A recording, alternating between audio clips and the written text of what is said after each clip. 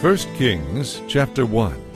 Now King David was very old, and no matter how many blankets covered him, he could not keep warm.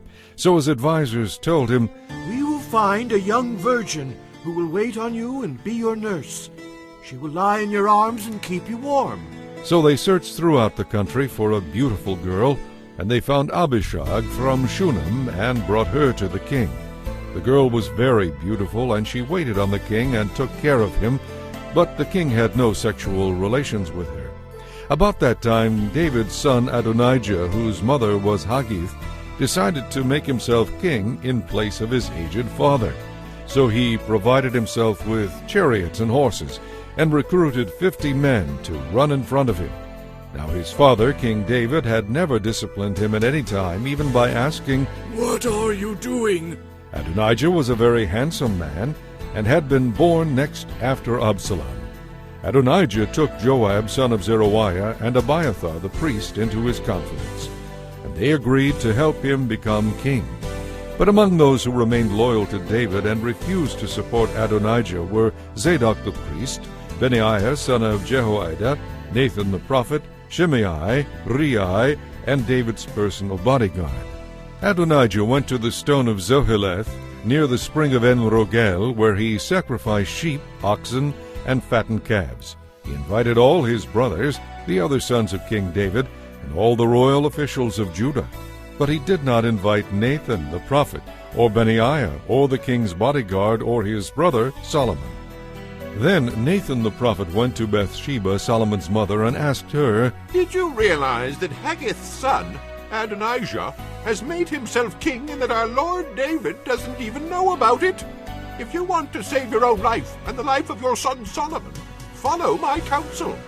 Go at once to King David and say to him, 'My lord, didn't you promise me that my son Solomon would be the next king and would sit upon your throne? Then why has Adonijah become king? And while you are still talking with him, I will come and confirm everything you have said.'" So Bathsheba went into the king's bedroom. He was very old now, and Abishag was taking care of him. Bathsheba bowed low before him. "What can I do for you?" he asked her. She replied, "My lord, you vowed to me by the Lord your God that my son Solomon would be the next king and would sit on your throne. But instead, Adonijah has become the new king, and you do not even know about it. He has sacrificed many oxen, fattened calves and sheep, and he has invited all your sons, and Abiathar the priest, and Joab the commander of the army. But he did not invite your servant Solomon. And now, my lord the king, all Israel is waiting for your decision as to who will become king after you. If you do not act, my son Solomon and I will be treated as criminals as soon as you are dead." While she was still speaking with the king, Nathan the prophet arrived. The king's advisers told him, "Nathan the prophet is here to see you." Nathan went in and bowed low before the king. He asked, "My lord, have you decided that Adonijah will be the next king and that he will sit on your throne? Today he has sacrificed many oxen, fattened calves and sheep, and he has invited your sons to attend the celebration. He also invited Joab, the commander of the army, and Abiathar the priest. They are feasting and drinking with him and shouting, 'Long live King Adonijah!' But I myself, your servant, was not invited, neither was Zadok the priest, Benaiah son of Jehoiada, nor Solomon. Has my lord really done this without letting any of his servants know who should be the next king?" "Call Bathsheba," David said. So she came back in and stood before the king, and the king vowed, "As surely as the Lord lives, who has rescued me from every danger, today I decree that your son Solomon will be the next king, and will sit on my throne, just as I swore to you before the Lord, the God of Israel." Then Bathsheba bowed low before him again and exclaimed, "May my lord King David live forever!"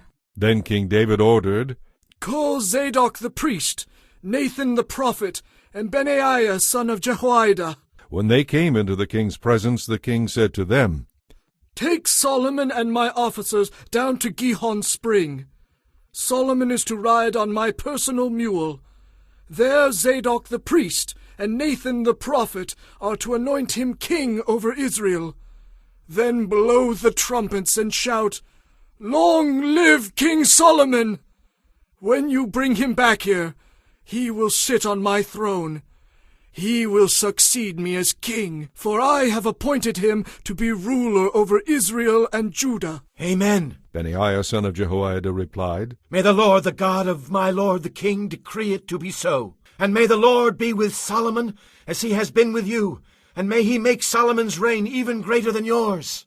So Zadok the priest, Nathan the prophet, Benaiah son of Jehoiada, and the king's bodyguard took Solomon down to Gihon spring, and Solomon rode on King David's personal mule. There Zadok the priest took a flask of olive oil from the sacred tent, and poured it on Solomon's head. Then the trumpets were blown, and all the people shouted, Long live King Solomon! And all the people returned with Solomon to Jerusalem, playing flutes and shouting for joy. The celebration was so joyous and noisy that the earth shook with the sound. Adonijah and his guests heard the celebrating and shouting just as they were finishing their banquet. When Joab heard the sound of trumpets, he asked, What's going on? Why is the city in such an uproar? And while he was still speaking, Jonathan, son of Abiathar the priest, arrived. Come in, Adonijah said to him, for you are a good man. You must have good news. Not at all, Jonathan replied. Our lord King David has just declared Solomon king. The king sent him down to Gihon spring with Zadok the priest, Nathan the prophet, and Benaiah son of Jehoiada, protected by the king's bodyguard. They had him ride on the king's own mule, and Zadok and Nathan have anointed him as the new king. They have just returned, and the whole city is celebrating and rejoicing. That's what all the noise is about. Moreover, Solomon is now sitting on the royal throne as king. All the royal officials went to King David and congratulated him, saying, May your God make Solomon's fame even greater than your own, and may Solomon's kingdom be even greater than yours. Then the king bowed his head in worship as he lay in his bed, and he spoke these words, Blessed be the Lord, the God of Israel, who today has chosen someone to sit on my throne, while I am still alive to see it. Then all of Adonijah's guests jumped up in panic from the banquet table, and quickly went their separate ways. Adonijah himself was afraid of Solomon, so he rushed to the sacred tent and caught hold of the horns of the altar. Word soon reached Solomon that Adonijah had seized the horns of the altar, and that he was pleading, Let Solomon swear today that he will not kill me. Solomon replied, If he proves himself to be loyal, he will not be harmed. But if he does not, he will die. So King Solomon summoned Adonijah, and they brought him down from the altar. He came and bowed low before the king, and Solomon dismissed him, saying, Go on home. Chapter 2. As the time of King David's death approached, he gave this charge to his son Solomon. I am going where everyone on earth must someday go. Take courage and be a man. Observe the requirements of the Lord your God and follow all his ways. Keep each of the laws, commands, regulations, and stipulations written in the law of Moses, so that you will be successful in all you do and wherever you go. If you do this, then the Lord will keep the promise he made to me. If your descendants live as they should and follow me faithfully with all their heart and soul, one of them will always sit on the throne of Israel. And there is something else. You know that Joab, son of Zeruiah, murdered my 2 army commanders, Abner, son of Ner, and Amasa, son of Jether. He pretended that it was an act of war, but it was done in a time of peace, staining his belt and sandals with the blood of war. Do with him what you think best, but don't let him die in peace. Be kind to the sons of Barzillai of Gilead. Make them permanent guests of the king, for they took care of me when I fled from your brother Absalom. And remember Shimei, son of Gera, the man from Bahurim in Benjamin. He cursed me with a terrible curse as I was fleeing to Mahanaim. When he came down to meet me at the Jordan River, I swore by the Lord that I would not kill him, but that oath does not make him innocent. You are a wise man, and you will know how to arrange a bloody death for him." Then David died and was buried in the city of David. He had reigned over Israel for 40 years, 7 of them in Hebron and 33 in Jerusalem. Solomon succeeded him as king, replacing his father David, and he was firmly established on the throne. One day Adonijah, whose mother was Haggith, came to see Bathsheba, Solomon's mother. "Have you come to make trouble?" She asked him. "No, He said. I come in peace. In fact, I have a favor to ask of you." "What is it?" She asked. He replied, As you know, the kingdom was mine. Everyone expected me to be the next king. But the tables were turned, and everything went to my brother instead. For that is the way the Lord wanted it. So now I have just one favor to ask of you. Please don't turn me down." "What is it?" she asked. He replied, "Speak to King Solomon on my behalf, for I know he will do anything you request. Ask him to give me Abishag, the girl from Shunem, as my wife." "All right. Bathsheba replied.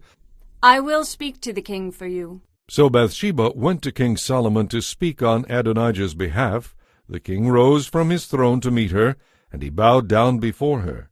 When he sat down on his throne again, he ordered that a throne be brought for his mother, and she sat at his right hand. "I have one small request to make of you," She said. "I hope you won't turn me down." What is it, my mother? He asked. You know I won't refuse you. "Then let your brother Adonijah marry Abishag, the girl from Shunem." She replied. How can you possibly ask me to give Abishag to Adonijah? Solomon demanded. You might as well be asking me to give him the kingdom. You know that he is my older brother, and that he has Abiathar the priest and Joab son of Zeruiah on his side. Then King Solomon swore solemnly by the Lord. So King Solomon ordered Benaiah son of Jehoiada to execute him, and Adonijah was put to death. Then the king said to Abiathar the priest, Go back to your home in Anathoth. You deserve to die, but I will not kill you now, because you carry the ark of the sovereign Lord for my father, and you suffered right along with him through all his troubles.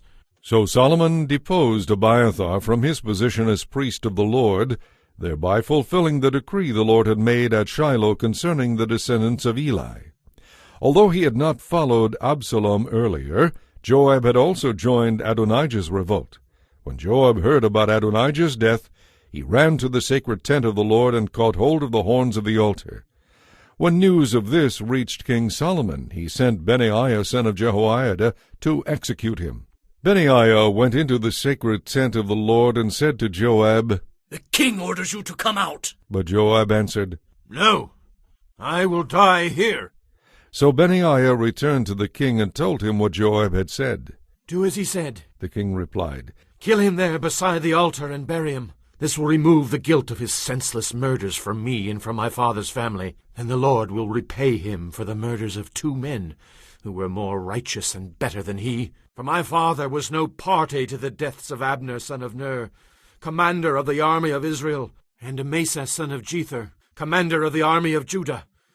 May Joab and his descendants be forever guilty of these murders, and may the Lord grant peace to David and his descendants, and to his throne forever.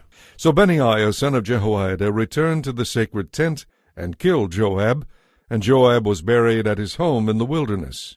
Then the king appointed Benaiah to command the army in place of Joab, and he installed Zadok the priest to take the place of Abiathar. The king then sent for Shimei and told him, Build a house here in Jerusalem and live there, but don't step outside the city to go anywhere else. On the day you cross the Kidron Valley, you will surely die. Your blood will be on your own head. Shimei replied, Your sentence is fair. I will do whatever my lord the king commands. So Shimei lived in Jerusalem for a long time. But 3 years later, 2 of Shimei's slaves escaped to King Achish of Gath. When Shimei learned where they were, he saddled his donkey and went to Gath to search for them. When he had found them, he took them back to Jerusalem.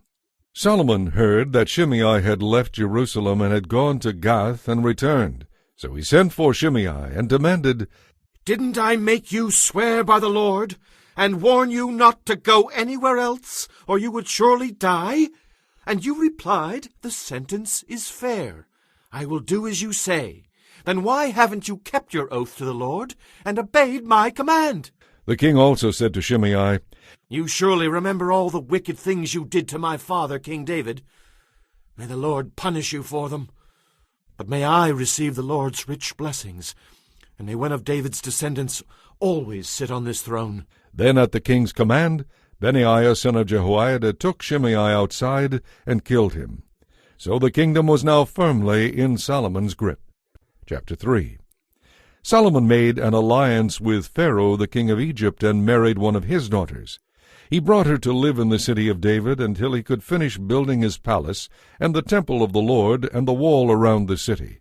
At that time the people of Israel sacrificed their offerings at local altars, for a temple honoring the name of the Lord had not yet been built. Solomon loved the Lord and followed all the instructions of his father David, except that Solomon too offered sacrifices and burned incense at the local altars. The most important of these altars was at Gibeon, so the king went there and sacrificed 1,000 burnt offerings. That night the Lord appeared to Solomon in a dream, and God said, "What do you want? Ask, and I will give it to you." Solomon replied, "You were wonderfully kind to my father David, because he was honest and true and faithful to you, and you have continued this great kindness to him today by giving him a son to succeed him. O Lord my God, now you have made me king instead of my father David. But I am like a little child who doesn't know his way around. And here I am among your own chosen people, a nation so great they are too numerous to count. Give me an understanding mind, so that I can govern your people well, and know the difference between right and wrong. For who by himself is able to govern this great nation of yours?" The Lord was pleased with Solomon's reply and was glad that he had asked for wisdom. So God replied, "Because you have asked for wisdom in governing my people, and have not asked for a long life or riches for yourself or the death of your enemies, I will give you what you asked for. I will give you a wise and understanding mind, such as no one else has ever had or ever will have. And I will also give you what you did not ask for, riches and honor. No other king in all the world will be compared to you for the rest of your life. And if you follow me and obey my commands as your father David did, I will give you a long life." Then Solomon woke up and realized it had been a dream. He returned to Jerusalem and stood before the ark of the Lord's covenant, where he sacrificed burnt offerings and peace offerings. Then he invited all his officials to a great banquet. Sometime later, 2 prostitutes came to the king to have an argument settled. "Please, my lord," one of them began, "this woman and I live in the same house. I gave birth to a baby while she was with me in the house. 3 days later, she also had a baby. We were alone. There were only 2 of us in the house. But her baby died during the night when she rolled over on it. Then she got up in the night and took my son from beside me while I was asleep. She laid her dead child in my arms and took mine to sleep beside her. And in the morning, when I tried to nurse my son, he was dead. But when I looked more closely in the morning light, I saw that it wasn't my son at all." Then the other woman interrupted. It certainly was your son, and the living child is mine. "No," the first woman said. "the dead one is yours, and the living one is mine." And so they argued back and forth before the king. Then the king said, "Let's get the facts straight. Both of you claim the living child is yours, and each says that the dead child belongs to the other. All right, bring me a sword." So a sword was brought to the king. Then he said, "Cut the living child in 2, and give half to each of these women." Then the woman who really was the mother of the living child and who loved him very much cried out, "Oh, no, my lord! Give her the child! Please, do not kill him!" But the other woman said, All right. He will be neither yours nor mine.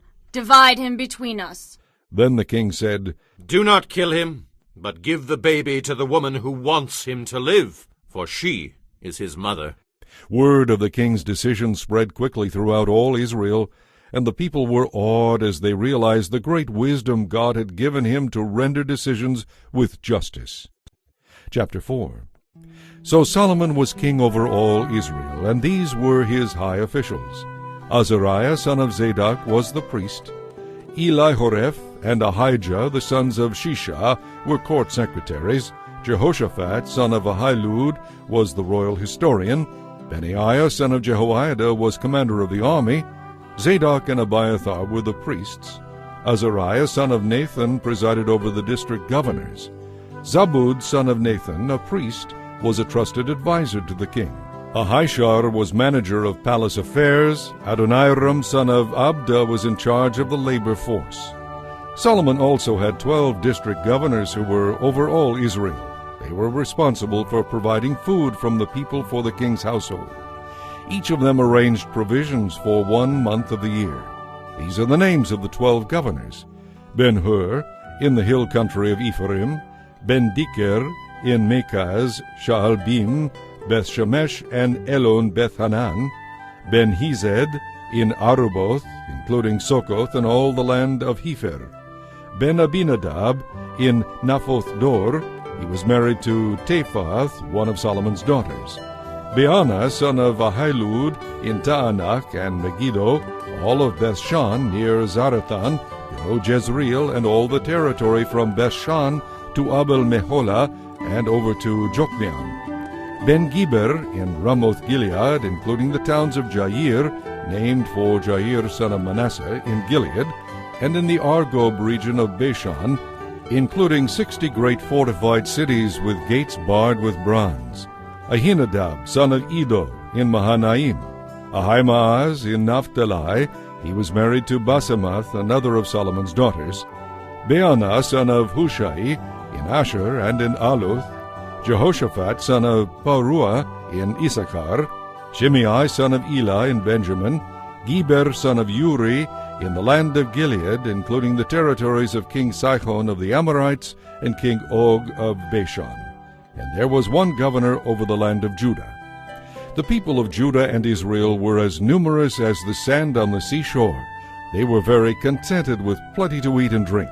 King Solomon ruled all the kingdoms from the Euphrates River to the land of the Philistines as far south as the border of Egypt. The conquered peoples of those lands sent tribute money to Solomon and continued to serve him throughout his lifetime. The daily food requirements for Solomon's palace were 150 bushels of choice flour, 300 bushels of meal, 10 oxen from the fattening pens, 20 pasture-fed cattle, 100 sheep or goats, as well as deer, gazelles, roebucks, and choice fowl. Solomon's dominion extended over all the kingdoms west of the Euphrates River, from Tiphsah to Gaza, and there was peace throughout the entire land. Throughout the lifetime of Solomon, all of Judah and Israel lived in peace and safety. And from Dan to Beersheba, each family had its own home and garden. Solomon had 4,000 stalls for his chariot horses and 12,000 horses. The district governors faithfully provided food for King Solomon and his court, each during his assigned month. They also brought the necessary barley and straw for the royal horses in the stables. God gave Solomon great wisdom and understanding and knowledge too vast to be measured. In fact, his wisdom exceeded that of all the wise men of the East and the wise men of Egypt. He was wiser than anyone else, including Ethan the Ezrahite and Heman, Calcol, and Darda, the sons of Mechol. His fame spread throughout all the surrounding nations. He composed some 3,000 proverbs and wrote 1,005 songs. He could speak with authority about all kinds of plants, from the great cedar of Lebanon to the tiny hyssop that grows from cracks in a wall. He could also speak about animals, birds, reptiles, and fish. And kings from every nation sent their ambassadors to listen to the wisdom of Solomon. Chapter 5. King Hiram of Tyre had always been a loyal friend of David, so when he learned that David's son Solomon was the new king of Israel, Hiram sent ambassadors to congratulate him. Then Solomon sent this message back to Hiram. You know that my father, David, was not able to build a temple to honor the name of the Lord his God, because of the many wars he waged with surrounding nations. He could not build until the Lord gave him victory over all his enemies.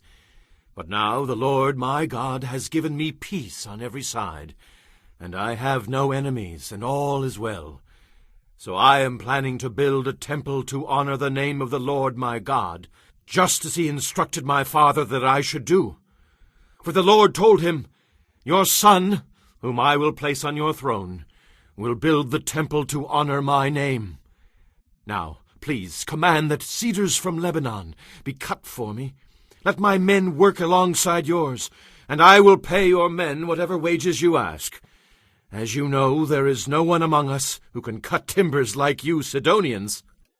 When Hiram received Solomon's message, he was very pleased and said, "Praise the Lord for giving David a wise son to be king of the great nation of Israel." Then he sent this reply to Solomon. "I have received your message, and I will do as you have asked concerning the timber. I can supply you with both cedar and cypress. My servants will bring the logs from the Lebanon mountains to the Mediterranean Sea and build them into rafts. We will float them along the coast to whatever place you choose. Then we will break the rafts apart and deliver the timber to you. You can pay me with food for my household." So Hiram produced for Solomon as much cedar and cypress timber as he desired. In return, Solomon sent him an annual payment of 100,000 bushels of wheat for his household, and 110 gallons of olive oil. So the Lord gave great wisdom to Solomon, just as he had promised. And Hiram and Solomon made a formal alliance of peace. Then King Solomon enlisted 30,000 laborers from all Israel. He sent them to Lebanon in shifts, 10,000 every month, so that each man would be 1 month in Lebanon and 2 months at home. Adoniram was in charge of this labor force. Solomon also enlisted 70,000 common laborers, 80,000 stonecutters in the hill country, and 3,600 foremen to supervise the work. At the king's command, the stonecutters quarried and shaped costly blocks of stone for the foundation of the temple. Men from the city of Gebal helped Solomon's and Hiram's builders prepare the timber and stone for the temple. Chapter 6. It was in mid-spring during the 4th year of Solomon's reign that he began the construction of the temple of the Lord.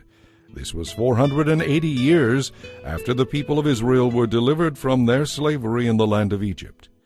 The temple that King Solomon built for the Lord was 90 feet long, 30 feet wide, and 45 feet high.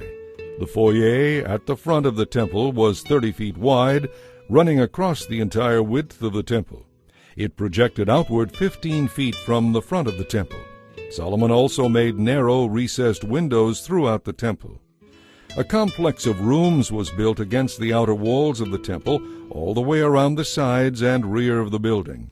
The complex was 3 stories high, the bottom floor being 7.5 feet wide, the second floor 9 feet wide, and the top floor 10.5 feet wide. The rooms were connected to the walls of the temple by beams resting on ledges built out from the wall, so the beams were not inserted into the walls themselves.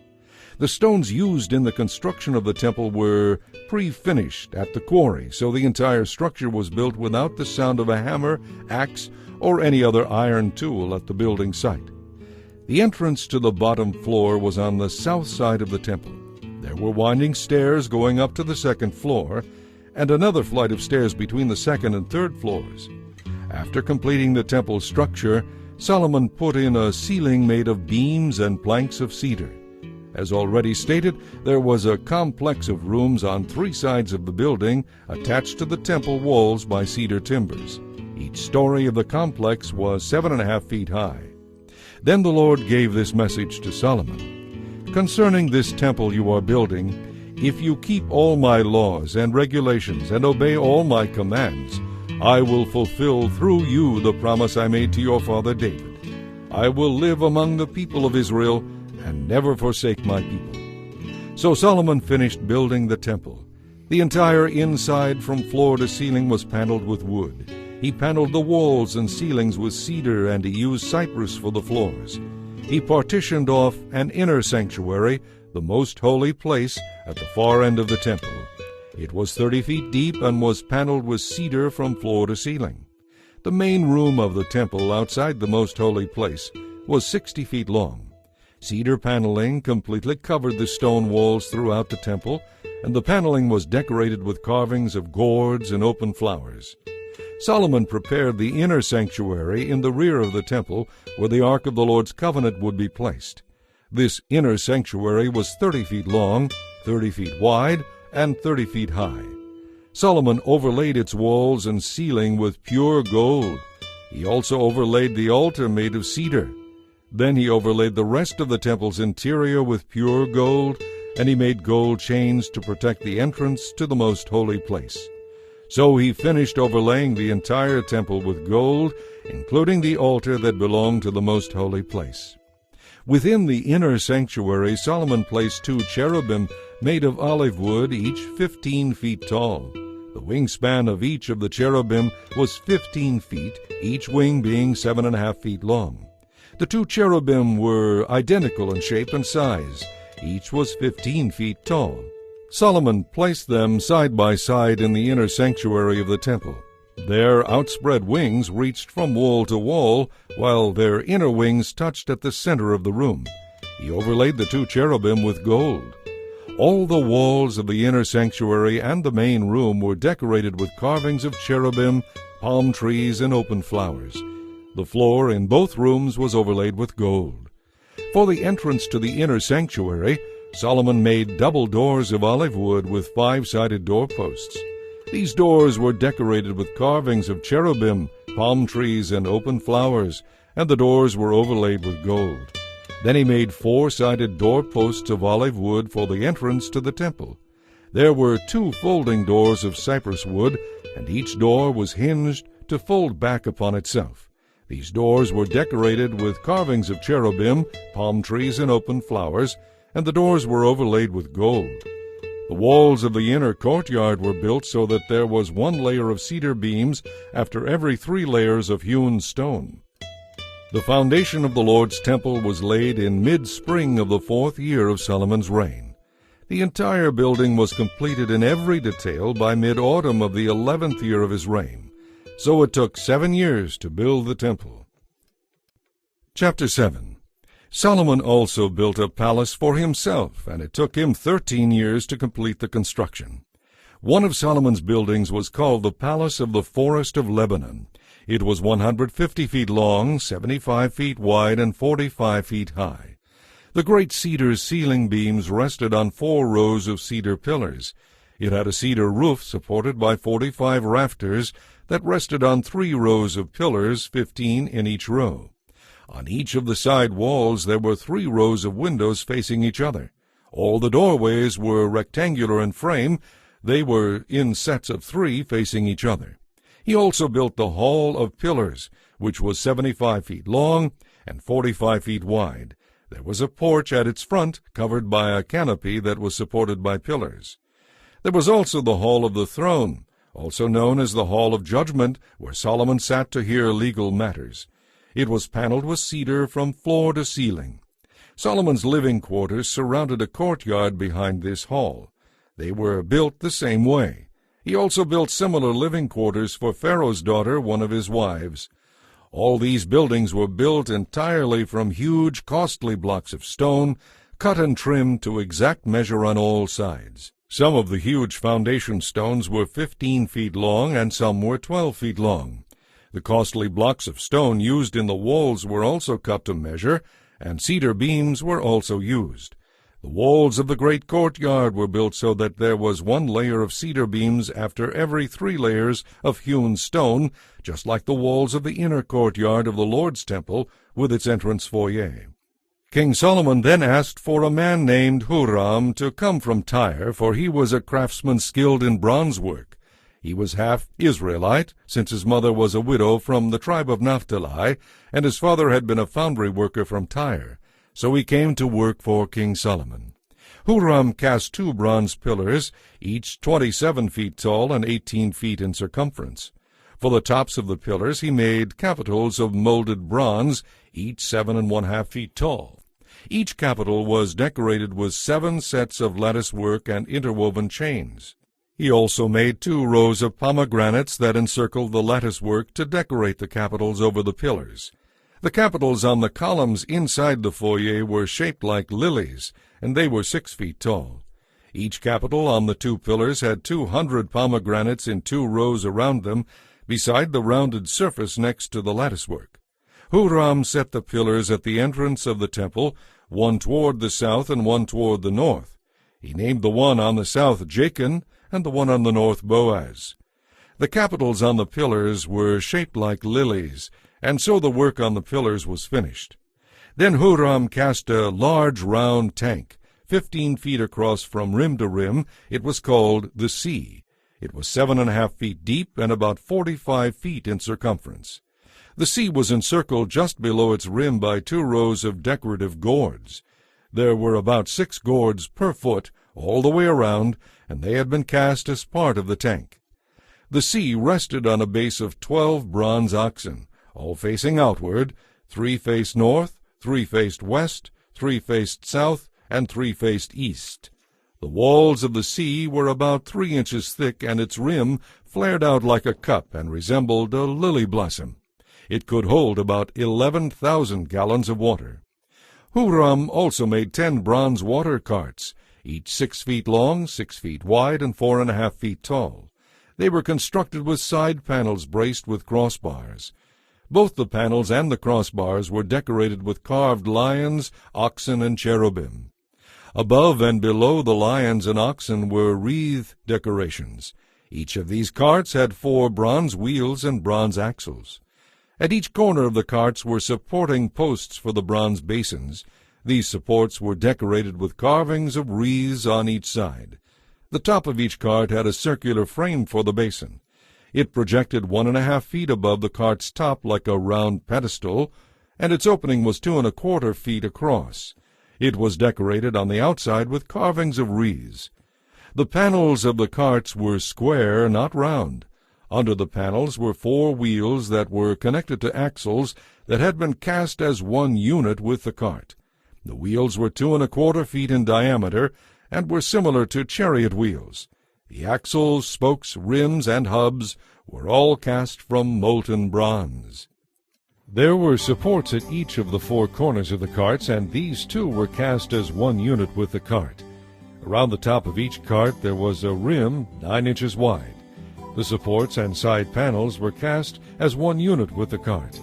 Carvings of cherubim, lions, and palm trees decorated the panels and supports wherever there was room, and there were wreaths all around.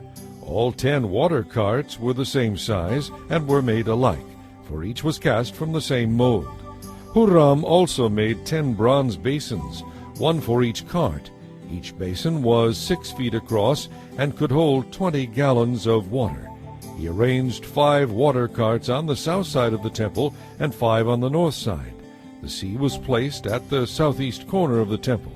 He also made the necessary pots, shovels, and basins. So at last Huram completed everything King Solomon had assigned him to make for the temple of the Lord: 2 pillars, 2 bowl-shaped capitals on top of the pillars, 2 networks of chains that decorated the capitals, 400 pomegranates that hung from the chains on the capitals, 2 rows of pomegranates for each of the chain networks that were hung around the capitals on top of the pillars, the 10 water carts holding the 10 basins, the sea and the 12 oxen under it, the pots, the shovels, and the basins.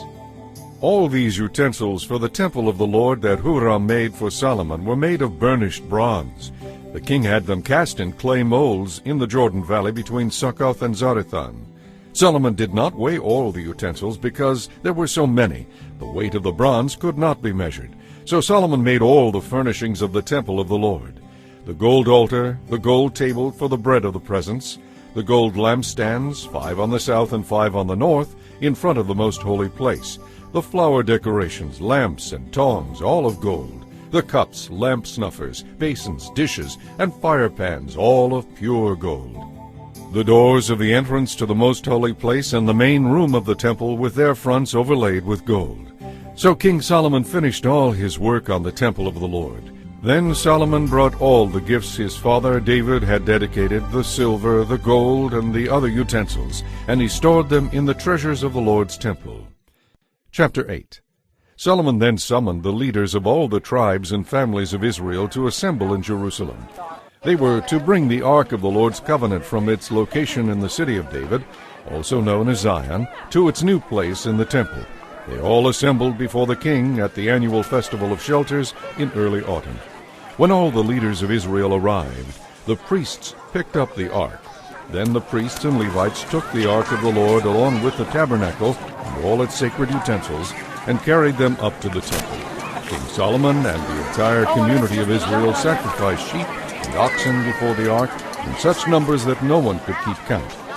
Then the priests carried the ark of the Lord's covenant into the inner sanctuary of the temple, the most holy place, and placed it beneath the wings of the cherubim.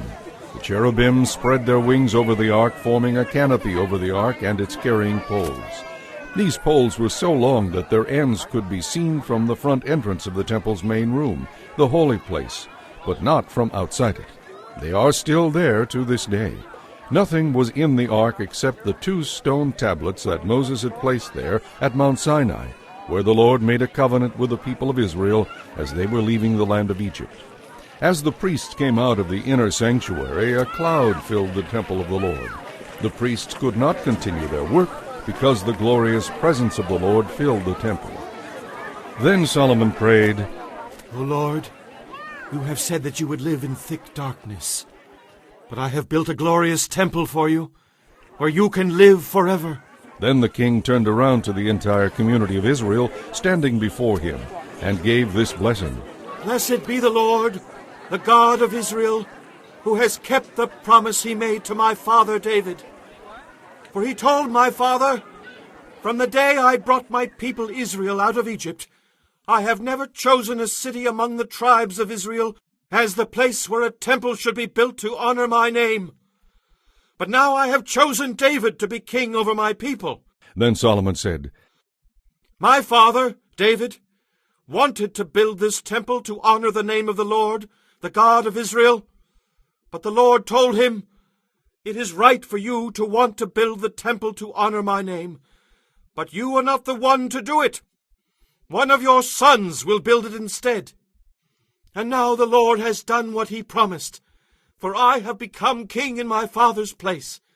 I have built this temple to honor the name of the Lord, the God of Israel. And I have prepared a place there for the ark, which contains the covenant that the Lord made with our ancestors when he brought them out of Egypt. Then Solomon stood with his hands lifted toward heaven before the altar of the Lord, in front of the entire community of Israel. He prayed, O Lord God of Israel, there is no God like you in all of heaven or earth. You keep your promises and show unfailing love to all who obey you and are eager to do your will. You have kept your promise to your servant David, my father. You made that promise with your own mouth, and today you have fulfilled it with your own hands. And now, O Lord God of Israel, carry out your further promise to your servant David, my father. For you said to him, If your descendants guard their behavior as you have done, they will always reign over Israel. Now, O God of Israel, fulfill this promise to your servant David, my father. But will God really live on earth? Why, even the highest heavens cannot contain you. How much less this temple I have built. Listen to my prayer and my request, O Lord my God. Hear the cry and the prayer that your servant is making to you today. May you watch over this temple, both day and night, this place where you have said you would put your name. May you always hear the prayers I make toward this place. May you hear the humble and earnest requests from me and your people, Israel, when we pray toward this place. Yes, hear us from heaven where you live, and when you hear, forgive if someone wrongs another person, and is required to take an oath of innocence in front of the altar at this temple, then hear from heaven and judge between your servants, the accuser and the accused. Punish the guilty party and acquit the one who is innocent. If your people Israel are defeated by their enemies because they have sinned against you, and if they turn to you and call on your name and pray to you here in this temple, then hear from heaven and forgive their sins and return them to this land you gave their ancestors. If the skies are shut up and there is no rain because your people have sinned against you, and then they pray toward this temple and confess your name and turn from their sins because you have punished them, then hear from heaven and forgive the sins of your servants, your people Israel.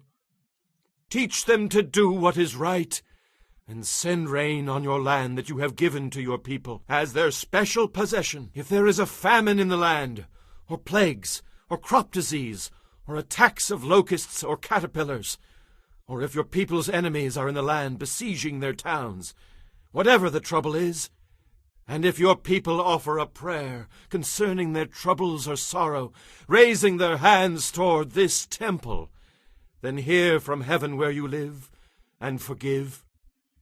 Give your people whatever they deserve, for you alone know the human heart. Then they will fear you and walk in your ways as long as they live in the land you gave to our ancestors. And when foreigners hear of you and come from distant lands to worship your great name, for they will hear of you and of your mighty miracles and your power, and when they pray toward this temple, then hear from heaven where you live, and grant what they ask of you. Then all the people of the earth will come to know and fear you, just as your own people Israel do. They too will know that this temple I have built bears your name. If your people go out at your command to fight their enemies, and if they pray to the Lord toward this city that you have chosen, and toward this temple that I have built for your name, then hear their prayers from heaven, and uphold their cause. If they sin against you, and who has never sinned, you may become angry with them, and let their enemies conquer them, and take them captive to a foreign land far or near. But in that land of exile, they may turn to you again in repentance, and pray, "We have sinned, done evil, and acted wickedly." Then, if they turn to you with their whole heart and soul, and pray toward the land you gave to their ancestors, toward this city you have chosen, and toward this temple I have built to honor your name, then hear their prayers from heaven where you live, uphold their cause, and forgive your people who have sinned against you. Make their captors merciful to them, for they are your people, your special possession, whom you brought out of the iron-smelting furnace of Egypt. May your eyes be open to my requests, and to the requests of your people Israel. Hear and answer them whenever they cry out to you. For when you brought our ancestors out of Egypt, O sovereign Lord, you told your servant Moses that you had separated Israel from among all the nations of the earth to be your own special possession. When Solomon finished making these prayers and requests to the Lord, he stood up in front of the altar of the Lord where he had been kneeling with his hands raised toward heaven. He stood there and shouted this blessing over the entire community of Israel. Praise the Lord who has given rest to his people Israel, just as he promised. Not one word has failed of all the wonderful promises he gave through his servant Moses. May the Lord our God be with us, as he was with our ancestors. May he never forsake us. May he give us the desire to do his will in everything, and to obey all the commands, laws, and regulations that he gave our ancestors. And may these words that I have prayed in the presence of the Lord be before him constantly, day and night, so that the Lord our God may uphold my cause and the cause of his people Israel, fulfilling our daily needs. May people all over the earth know that the Lord is God and that there is no other God.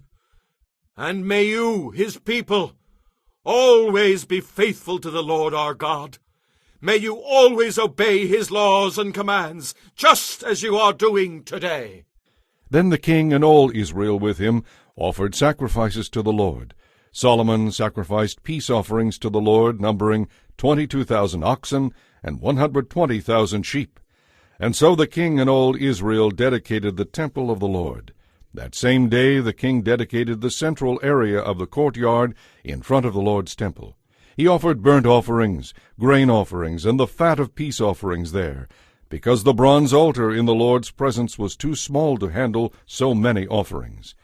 Then Solomon and all Israel celebrated the festival of shelters in the presence of the Lord their God.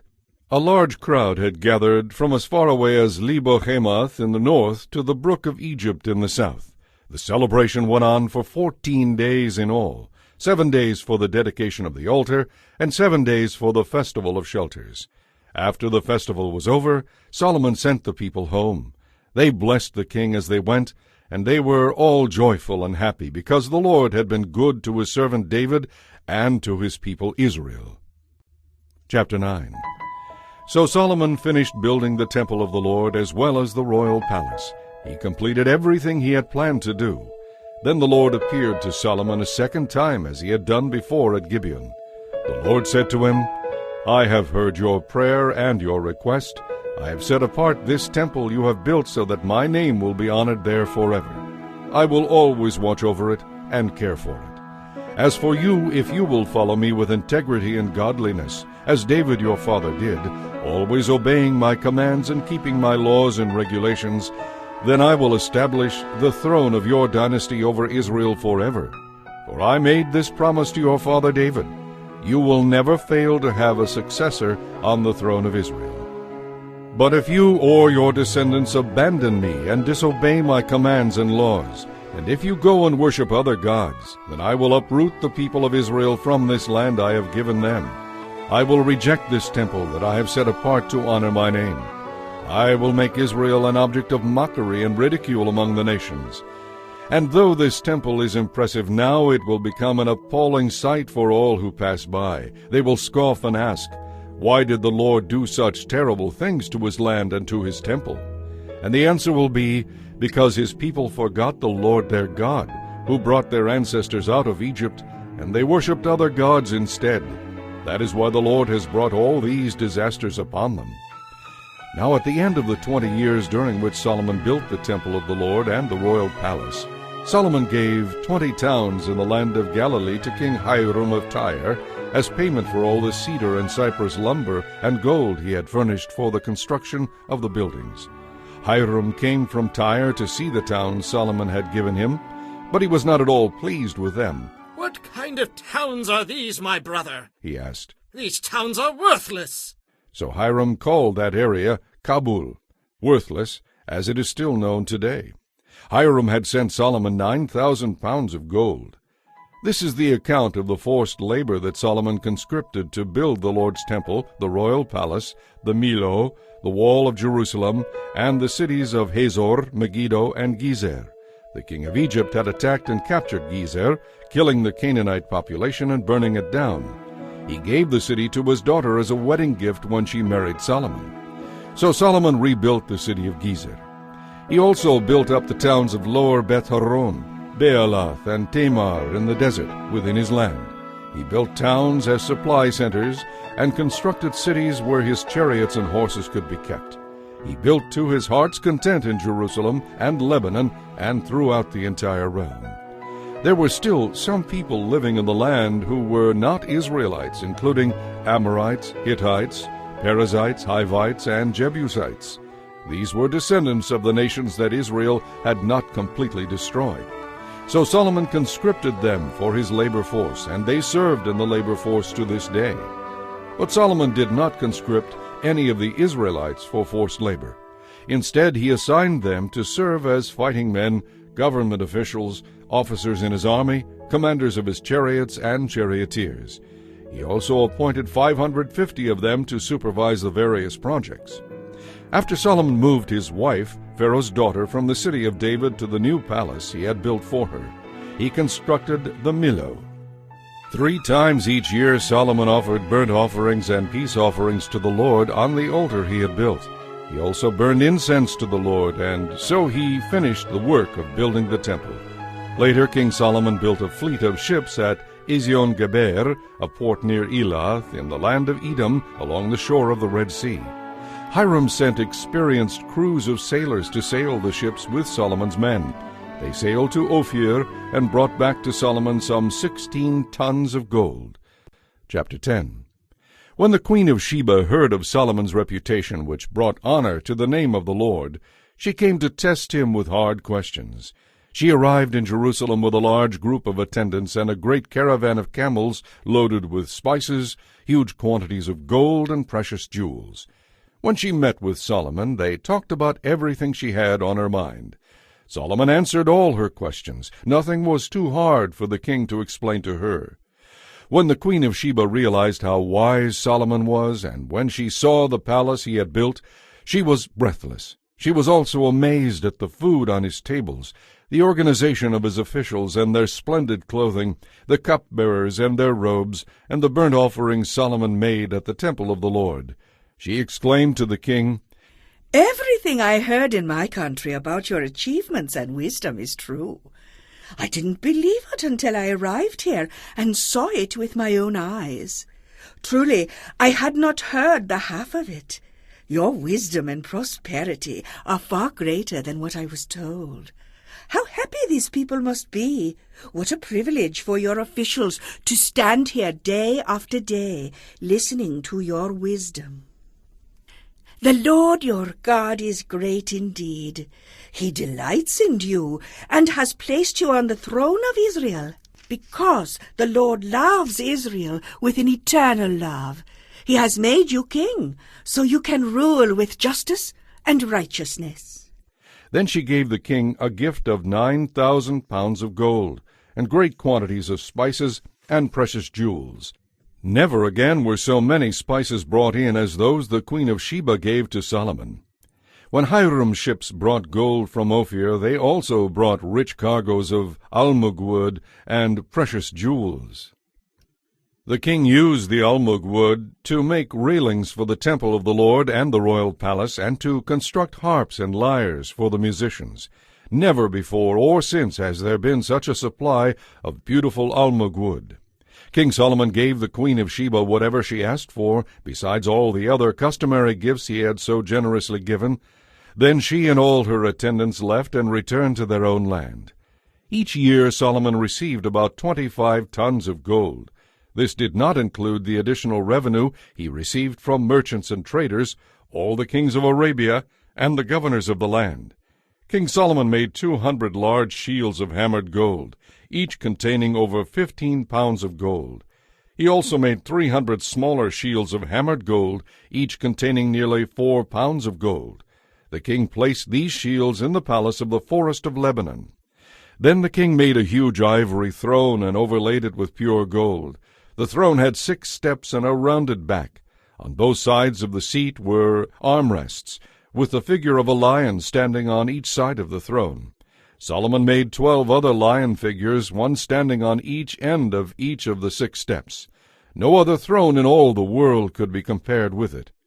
All of King Solomon's drinking cups were solid gold, as were all the utensils in the palace of the forest of Lebanon. They were not made of silver, because silver was considered of little value in Solomon's day. The king had a fleet of trading ships that sailed with Hiram's fleet. Once every 3 years the ships returned, loaded down with gold, silver, ivory, apes, and peacocks. So King Solomon became richer and wiser than any other king in all the earth. People from every nation came to visit him and to hear the wisdom God had given him. Year after year, everyone who came to visit brought him gifts of silver and gold, clothing, weapons, spices, horses, and mules. Solomon built up a huge force of chariots and horses. He had 1,400 chariots and 12,000 horses. He stationed many of them in the chariot cities, and some near him in Jerusalem. The king made silver as plentiful in Jerusalem as stones, and valuable cedar wood was as common as the sycamore wood that grows in the foothills of Judah. Solomon's horses were imported from Egypt and from Cilicia. The king's traders acquired them from Cilicia at the standard price. At that time, Egyptian chariots delivered to Jerusalem could be purchased for 600 pieces of silver, and horses could be bought for 150 pieces of silver. Many of these were then resold to the kings of the Hittites and the kings of Aram. Chapter 11. Now King Solomon loved many foreign women. Besides Pharaoh's daughter, he married women from Moab, Ammon, Edom, Sidon, and from among the Hittites. The Lord had clearly instructed his people not to intermarry with those nations, because the women they married would lead them to worship their gods. Yet Solomon insisted on loving them anyway. He had 700 wives and 300 concubines. And sure enough, they led his heart away from the Lord.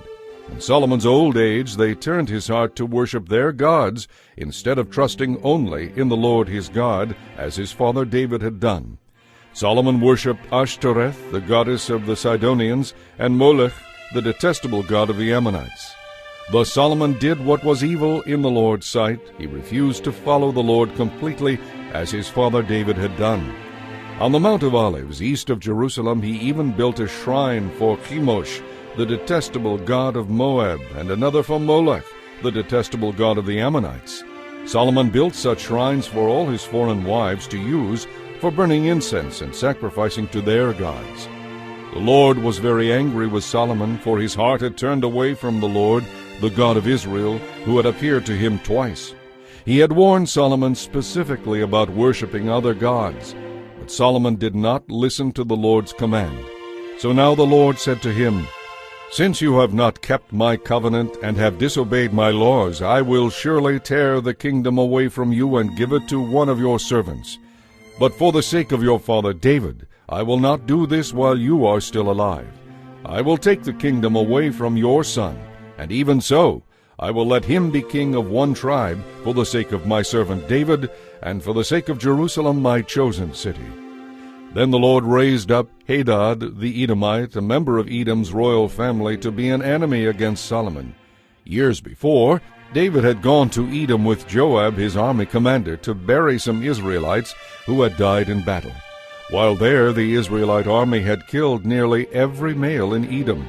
Joab and the army had stayed there for 6 months, killing them. But Hadad and a few of his father's royal officials had fled. Hadad was a very small child at the time. They escaped from Midian and went to Paran, where others joined them. Then they traveled to Egypt and went to Pharaoh, who gave them a home, food, and some land. Pharaoh grew very fond of Hadad, and he gave him a wife, the sister of Queen Tahpenes. She bore him a son, Genubath, who was brought up in Pharaoh's palace among Pharaoh's own sons. When the news reached Hadad in Egypt that David and his commander Joab were both dead, he said to Pharaoh, "Let me return to my own country." Why? Pharaoh asked him. What do you lack here? How have we disappointed you that you want to go home? "Nothing is wrong, He replied. but even so I must return home." God also raised up Rezon, son of Eliada, to be an enemy against Solomon. Rezon had fled from his master King Hadadezer of Zobah, and had become the leader of a gang of rebels. After David conquered Hadadezer, Rezon and his men fled to Damascus, where he became king. Rezon was Israel's bitter enemy for the rest of Solomon's reign, and he made trouble just as Hadad did. Rezon hated Israel intensely and continued to reign in Aram. Another rebel leader was Jeroboam, son of Nebat, one of Solomon's own officials. He came from the city of Zeredah in Ephraim, and his mother was Zeruah, a widow. This is the story behind his rebellion. Solomon was rebuilding the Millo and repairing the walls of the city of his father David. Jeroboam was a very capable young man, and when Solomon saw how industrious he was, he put him in charge of the labor force from the tribes of Ephraim and Manasseh. One day, as Jeroboam was leaving Jerusalem, the prophet Ahijah from Shiloh met him on the road wearing a new cloak. The two of them were alone in a field, and Ahijah took the new cloak he was wearing and tore it into 12 pieces. Then he said to Jeroboam, "Take 10 of these pieces, for this is what the Lord, the God of Israel, says. I am about to tear the kingdom from the hand of Solomon, and I will give 10 of the tribes to you. but I will leave him one tribe for the sake of my servant David, and for the sake of Jerusalem, which I have chosen out of all the tribes of Israel. For Solomon has abandoned me and worshipped Ashtoreth, the goddess of the Sidonians, Chemosh, the god of Moab, and Molech, the god of the Ammonites. He has not followed my ways and done what is pleasing in my sight. He has not obeyed my laws and regulations as his father David did. But I will not take the entire kingdom from Solomon at this time. For the sake of my servant David, the one whom I chose and who obeyed my commands and laws, I will let Solomon reign for the rest of his life. But I will take the kingdom away from his son, and give 10 of the tribes to you. His son will have 1 tribe, so that the descendants of David, my servant, will continue to reign in Jerusalem, the city I have chosen to be the place for my name. And I will place you on the throne of Israel, and you will rule over all that your heart desires. If you listen to what I tell you, and follow my ways, and do whatever I consider to be right, and if you obey my laws and commands, as my servant David did, then I will always be with you. I will establish an enduring dynasty for you as I did for David, and I will give Israel to you. But I will punish the descendants of David because of Solomon's sin, though not forever. Solomon tried to kill Jeroboam, but he fled to King Shishak of Egypt and stayed there until Solomon died. The rest of the events in Solomon's reign, including his wisdom, are recorded in the book of the Acts of Solomon. Solomon ruled in Jerusalem over all Israel for 40 years. When Solomon died, he was buried in the city of his father David. Then his son Rehoboam became the next king. Chapter 12. Rehoboam went to Shechem, where all Israel had gathered to make him king. When Jeroboam, son of Nebat, heard of Solomon's death, he returned from Egypt, for he had fled to Egypt to escape from King Solomon. The leaders of Israel sent for Jeroboam, and the whole assembly of Israel went to speak with Rehoboam. Your father was a hard master, They said. Lighten the harsh labor demands and heavy taxes that your father imposed on us. Then we will be your loyal subjects. Rehoboam replied, Give me 3 days to think this over, then come back for my answer. So the people went away. Then King Rehoboam went to discuss the matter with the older men who had counseled his father Solomon. What is your advice? He asked. How should I answer these people? The older counselors replied, If you are willing to serve the people today and give them a favorable answer, they will always be your loyal subjects. But Rehoboam rejected the advice of the elders and instead asked the opinions of the young men who had grown up with him and who were now his advisers. What is your advice? He asked them. How should I answer these people who want me to lighten the burdens imposed by my father? The young men replied, This is what you should tell those complainers. My little finger is thicker than my father's waist. If you think he was hard on you, just wait and see what I'll be like. Yes, my father was harsh on you, but I'll be even harsher. My father used whips on you, but I'll use scorpions. 3 days later, Jeroboam and all the people returned to hear Rehoboam's decision, just as the king had requested. But Rehoboam spoke harshly to them, for he rejected the advice of the older counselors and followed the counsel of his younger advisers. He told the people, My father was harsh on you, but I'll be even harsher. My father used whips on you, but I'll use scorpions. So the king paid no attention to the people's demands. This turn of events was the will of the Lord, for it fulfilled the Lord's message to Jeroboam son of Nebat through the prophet Ahijah from Shiloh. When all Israel realized that the king had rejected their request, they shouted, Down with David and his dynasty! We have no share in Jesse's son! Let's go home, Israel! Look out for your own house, O David! So the people of Israel returned home. But Rehoboam continued to rule over the Israelites who lived in the towns of Judah. King Rehoboam sent Adoniram, who was in charge of the labor force, to restore order, but all Israel stoned him to death. When this news reached King Rehoboam, he quickly jumped into his chariot and fled to Jerusalem. The northern tribes of Israel have refused to be ruled by a descendant of David to this day. When the people of Israel learned of Jeroboam's return from Egypt, they called an assembly and made him king over all Israel. So only the tribe of Judah remained loyal to the family of David. When Rehoboam arrived at Jerusalem, he mobilized the armies of Judah and Benjamin, 180,000 select troops, to fight against the army of Israel and to restore the kingdom to himself. But God said to Shemaiah, the man of God, "Say to Rehoboam, son of Solomon, king of Judah, and to all the people of Judah and Benjamin, this is what the Lord says. Do not fight against your relatives, the Israelites. Go back home, for what has happened is my doing." So they obeyed the message of the Lord and went home, as the Lord had commanded. Jeroboam then built up the city of Shechem in the hill country of Ephraim, and it became his capital. Later he went and built up the town of Peniel. Jeroboam thought to himself, "Unless I am careful, the kingdom will return to the dynasty of David.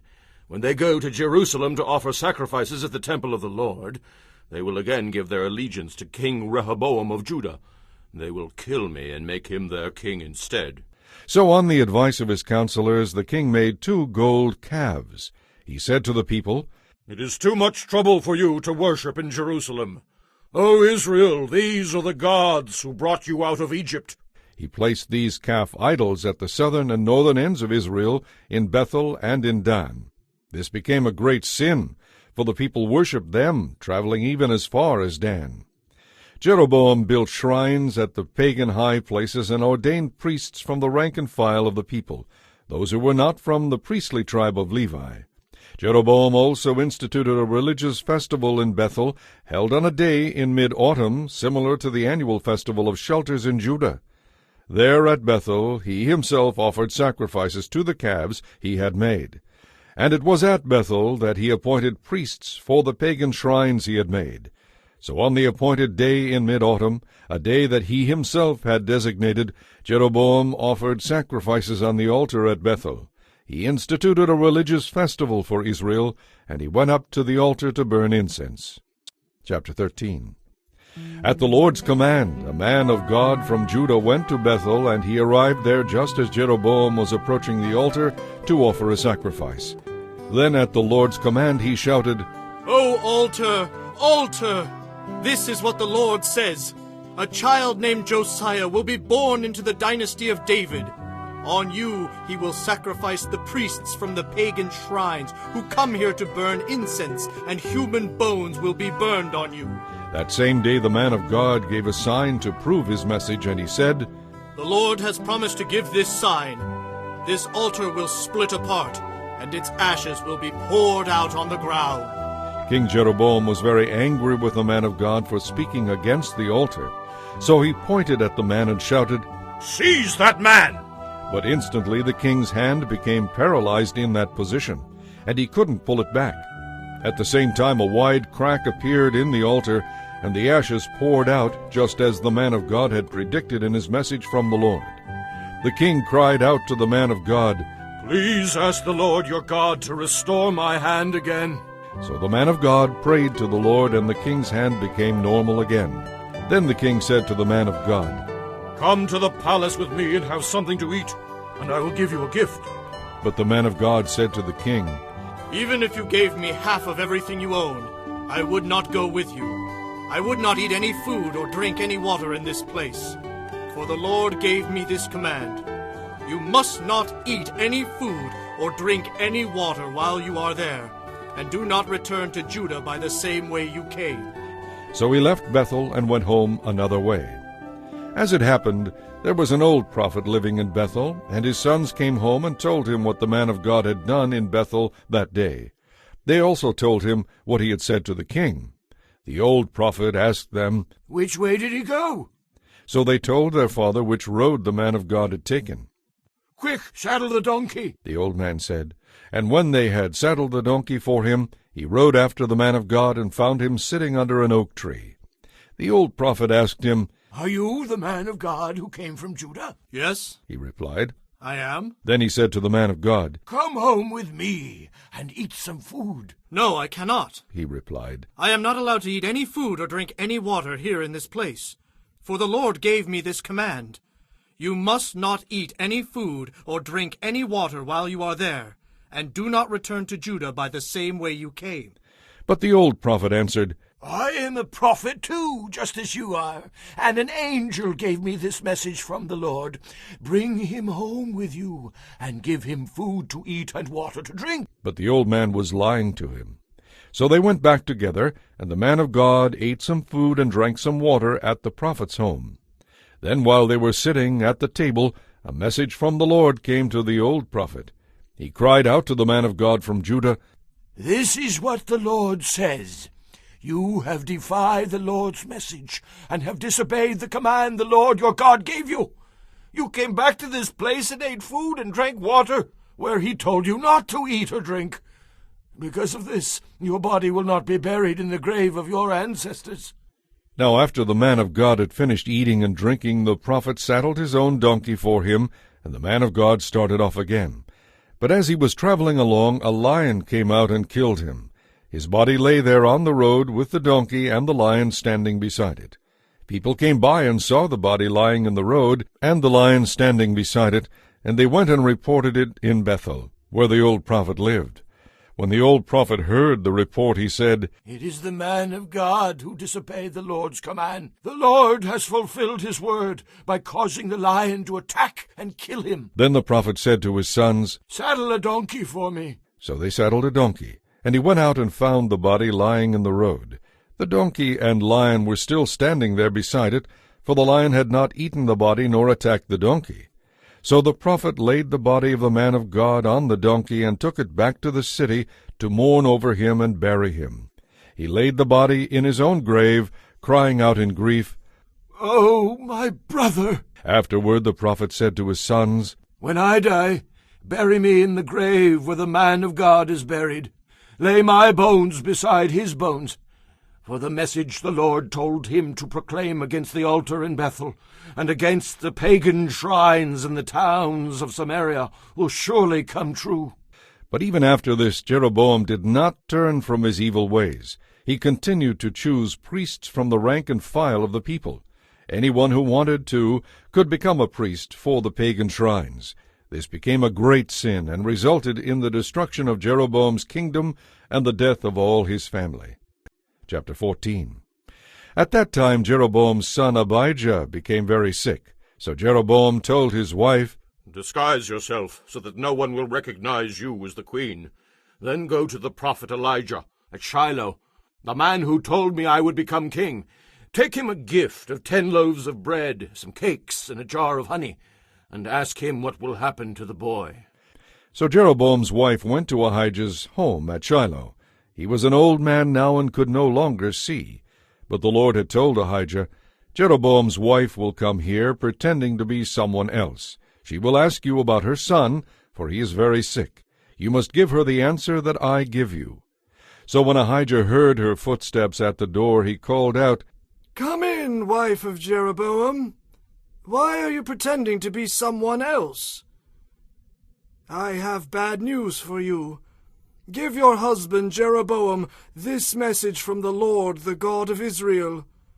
I promoted you from the ranks of the common people and made you ruler over my people Israel. I ripped the kingdom away from the family of David and gave it to you.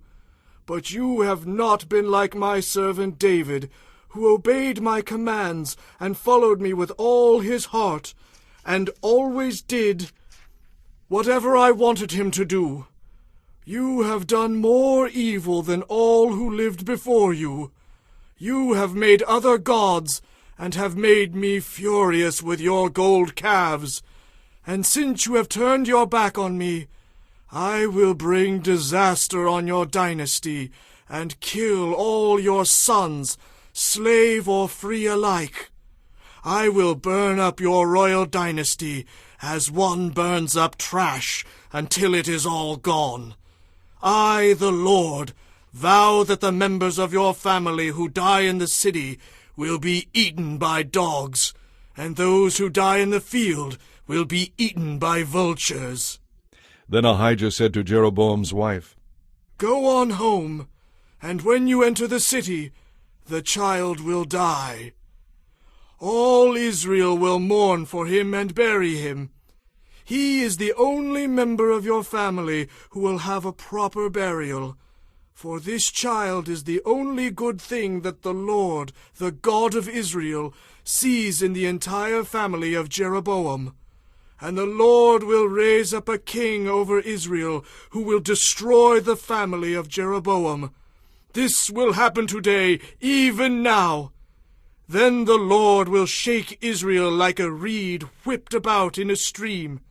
He will uproot the people of Israel from this good land that he gave their ancestors, and will scatter them beyond the Euphrates River.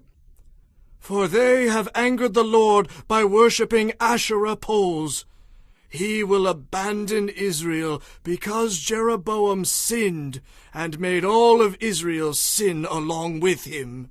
So Jeroboam's wife returned to Tirzah, and the child died just as she walked through the door of her home. When the people of Israel buried him, they mourned for him, as the Lord had promised through the prophet Ahijah. The rest of the events of Jeroboam's reign, all his wars and how he ruled, are recorded in the book of the history of the kings of Israel. Jeroboam reigned in Israel 22 years. When Jeroboam died, his son Nadab became the next king. Meanwhile, Rehoboam, son of Solomon, was king in Judah. He was 41 years old when he became king, and he reigned 17 years in Jerusalem, the city the Lord had chosen from among all the tribes of Israel as the place to honor his name. Rehoboam's mother was Naamah, an Ammonite woman. During Rehoboam's reign, the people of Judah did what was evil in the Lord's sight, arousing his anger with their sin, for it was even worse than that of their ancestors.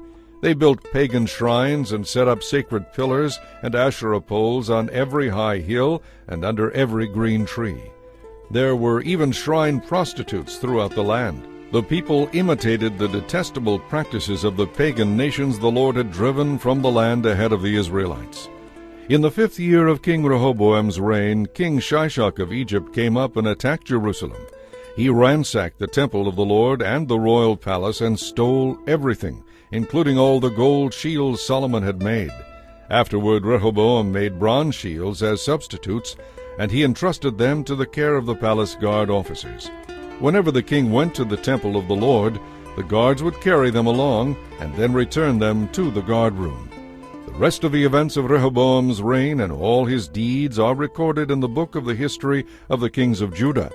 There was constant war between Rehoboam and Jeroboam. When Rehoboam died, he was buried among his ancestors in the city of David. His mother was Naamah, an Ammonite woman. Then his son Abijam became the next king. Chapter 15. Abijam began to rule over Judah in the 18th year of Jeroboam's reign in Israel. He reigned in Jerusalem 3 years. His mother was Maacah, the daughter of Absalom. He committed the same sins as his father before him, and his heart was not right with the Lord his God, as the heart of his ancestor David had been. But for David's sake the Lord his God allowed his dynasty to continue, and he gave Abijam a son to rule after him in Jerusalem. For David had done what was pleasing in the Lord's sight, and had obeyed the Lord's commands throughout his life, except in the affair concerning Uriah the Hittite. There was war between Abijam and Jeroboam throughout Abijam's reign. The rest of the events in Abijam's reign and all his deeds are recorded in the book of the history of the kings of Judah. There was constant war between Abijam and Jeroboam. When Abijam died, he was buried in the city of David. Then his son Asa became the next king. Asa began to rule over Judah in the 20th year of Jeroboam's reign in Israel. He reigned in Jerusalem 41 years. His grandmother was Maacah, the daughter of Absalom. Asa did what was pleasing in the Lord's sight, as his ancestor David had done. He banished the shrine prostitutes from the land and removed all the idols his ancestors had made. He even deposed his grandmother Maacah from her position as queen mother because she had made an obscene Asherah pole. He cut down the pole and burned it in the Kidron Valley. Although the pagan shrines were not completely removed, Asa remained faithful to the Lord throughout his life. He brought into the temple of the Lord the silver and gold and the utensils that he and his father had dedicated.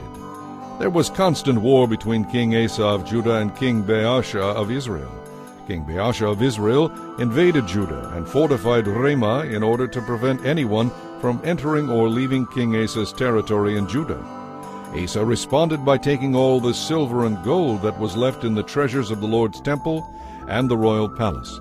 He sent it with some of his officials to Ben-Hadad, son of Tabrimom, and grandson of Hezion, the king of Aram, who was ruling in Damascus, along with this message: Let us renew the treaty that existed between your father and my father. See, I am sending you a gift of silver and gold. Break your treaty with King Baasha of Israel, so that he will leave me alone. Ben-Hadad agreed to King Asa's request and sent his armies to attack Israel. They conquered the towns of Ijon, Dan, Abel-Beth-Maacah, and all Kinnereth, with all the land of Naphtali. As soon as Baasha of Israel heard what was happening, he abandoned his project of fortifying Ramah and withdrew to Tirzah. Then King Asa sent an order throughout Judah, requiring that everyone, without exception, help to carry away the building stones and timbers that Baasha had been using to fortify Ramah. Asa used these materials to fortify the town of Geba in Benjamin and the town of Mizpah. The rest of the events in Asa's reign, the extent of his power, and the names of the cities he built are recorded in the book of the history of the kings of Judah. In his old age his feet became diseased. When Asa died, he was buried with his ancestors in the city of David. Then his son Jehoshaphat became the next king. Nadab, son of Jeroboam, began to rule over Israel in the 2nd year of King Asa's reign in Judah. He reigned in Israel 2 years. But he did what was evil in the Lord's sight, and followed the example of his father, continuing the sins of idolatry that Jeroboam had led Israel to commit. Then Baasha, son of Ahijah, from the tribe of Issachar, plotted against Nadab and assassinated him while he and the Israelite army were laying siege to the Philistine town of Gibbethon. Baasha killed Nadab in the 3rd year of King Asa's reign in Judah, and he became the next king of Israel. He immediately killed all the descendants of King Jeroboam, so that not one of the royal family was left, just as the Lord had promised concerning Jeroboam by the prophet Ahijah from Shiloh. This was done because Jeroboam had aroused the anger of the Lord, the God of Israel, by the sins he had committed and the sins he had led Israel to commit. The rest of the events in Nadab's reign and all his deeds are recorded in the book of the history of the kings of Israel. There was constant war between Asa and King Baasha of Israel. Baasha began to rule over Israel in the 3rd year of King Asa's reign in Judah. Baasha reigned in Tirzah 24 years, but he did what was evil in the Lord's sight, and followed the example of Jeroboam, continuing the sins of idolatry that Jeroboam had led Israel to commit. Chapter 16. This message from the Lord was delivered to King Baasha by the prophet Jehu, son of Hanani. I lifted you out of the dust to make you ruler of my people Israel, but you have followed the evil example of Jeroboam. You have aroused my anger by causing my people to sin. So now I will destroy you and your family, just as I destroyed the descendants of Jeroboam son of Nebat. Those of your family who die in the city will be eaten by dogs, and those who die in the field will be eaten by the vultures. The rest of the events in Baasha's reign and the extent of his power are recorded in the book of the history of the kings of Israel. When Baasha died, he was buried in Tirzah. Then his son Elah became the next king. This message from the Lord had been spoken against Baasha and his family through the prophet Jehu, son of Hanani. It was delivered because Baasha had done what was evil in the Lord's sight, arousing him to anger by his sins, just like the family of Jeroboam, and also because Baasha had destroyed the family of Jeroboam. Elah, son of Baasha, began to rule over Israel from Tirzah in the 26th year of King Asa's reign in Judah. He reigned in Israel 2 years. Then Zimri, who commanded half of the royal chariots, made plans to kill him. One day in Tirzah, Elah was getting drunk at the home of Arza, the supervisor of the palace. Zimri walked in and struck him down and killed him. This happened in the 27th year of King Asa's reign in Judah. Then Zimri became the next king. Zimri immediately killed the entire royal family of Baasha, and he did not leave a single male child. He even destroyed distant relatives and friends. So Zimri destroyed the dynasty of Baasha as the Lord had promised through the prophet Jehu. This happened because of the sins of Baasha and his son Elah, and because of all the sins they led Israel to commit, arousing the anger of the Lord, the God of Israel, with their idols. The rest of the events in Elah's reign and all his deeds are recorded in the book of the history of the kings of Israel. Zimri began to rule over Israel from Tirzah in the 27th year of King Asa's reign in Judah, but he reigned only 7 days. When the army of Israel, which was then engaged in attacking the Philistine town of Gibbethon, heard that Zimri had assassinated the king, they chose Omri, commander of the army, as their new king. So Omri led the army of Israel away from Gibbethon to attack Tirzah, Israel's capital. When Zimri saw that the city had been taken, he went into the citadel of the king's house and burned it down over himself, and died in the flames. For he too had done what was evil in the Lord's sight, and followed the example of Jeroboam, continuing the sins of idolatry that Jeroboam had led Israel to commit. The rest of the events of Zimri's reign and his conspiracy are recorded in the book of the history of the kings of Israel.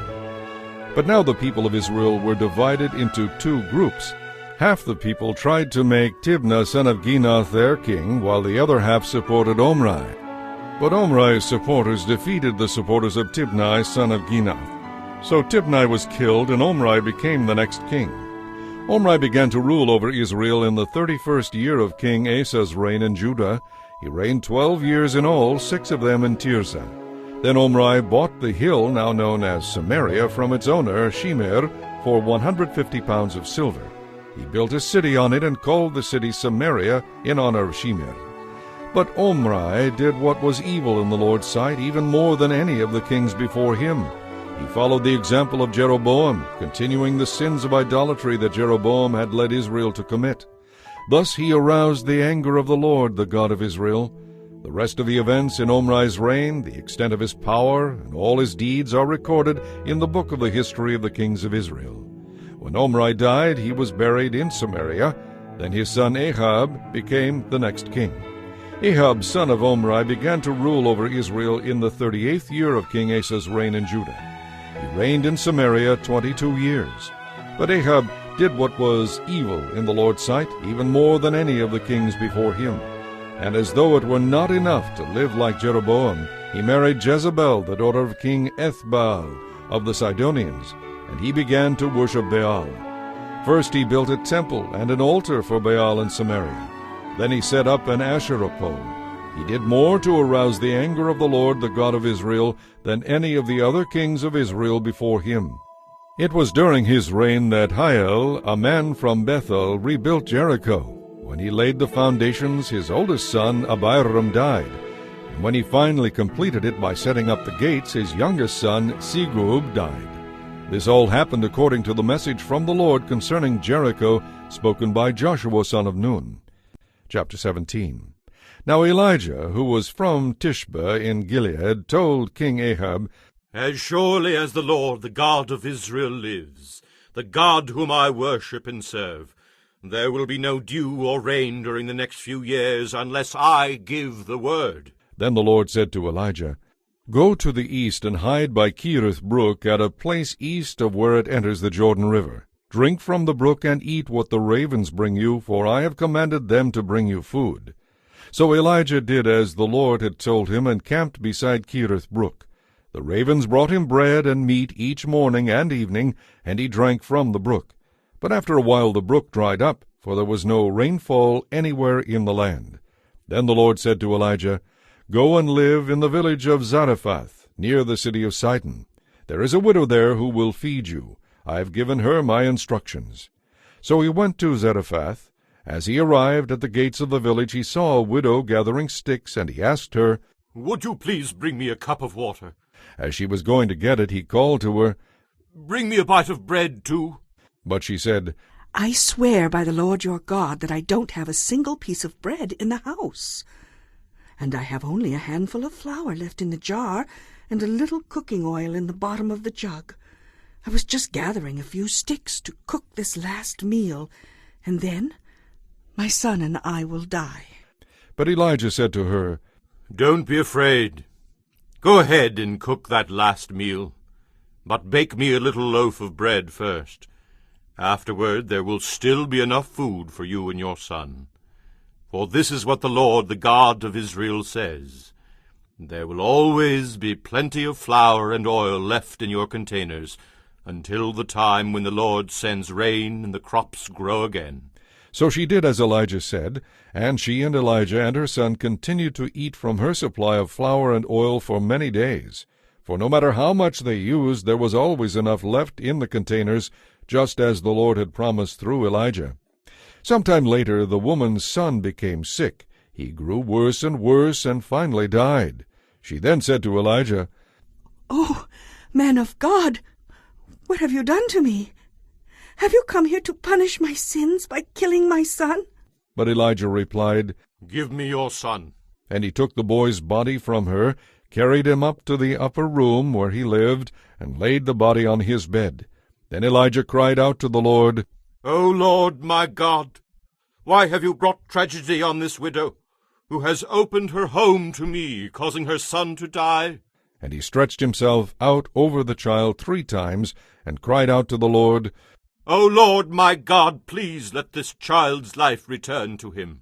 The Lord heard Elijah's prayer, and the life of the child returned, and he came back to life. Then Elijah brought him down from the upper room and gave him to his mother. "Look, your son is alive," he said. Then the woman told Elijah, "Now I know for sure that you are a man of God, and that the Lord truly speaks through you." Chapter 18. After many months passed, in the 3rd year of the drought, the Lord said to Elijah, "Go and present yourself to King Ahab. Tell him that I will soon send rain." So Elijah went to appear before Ahab.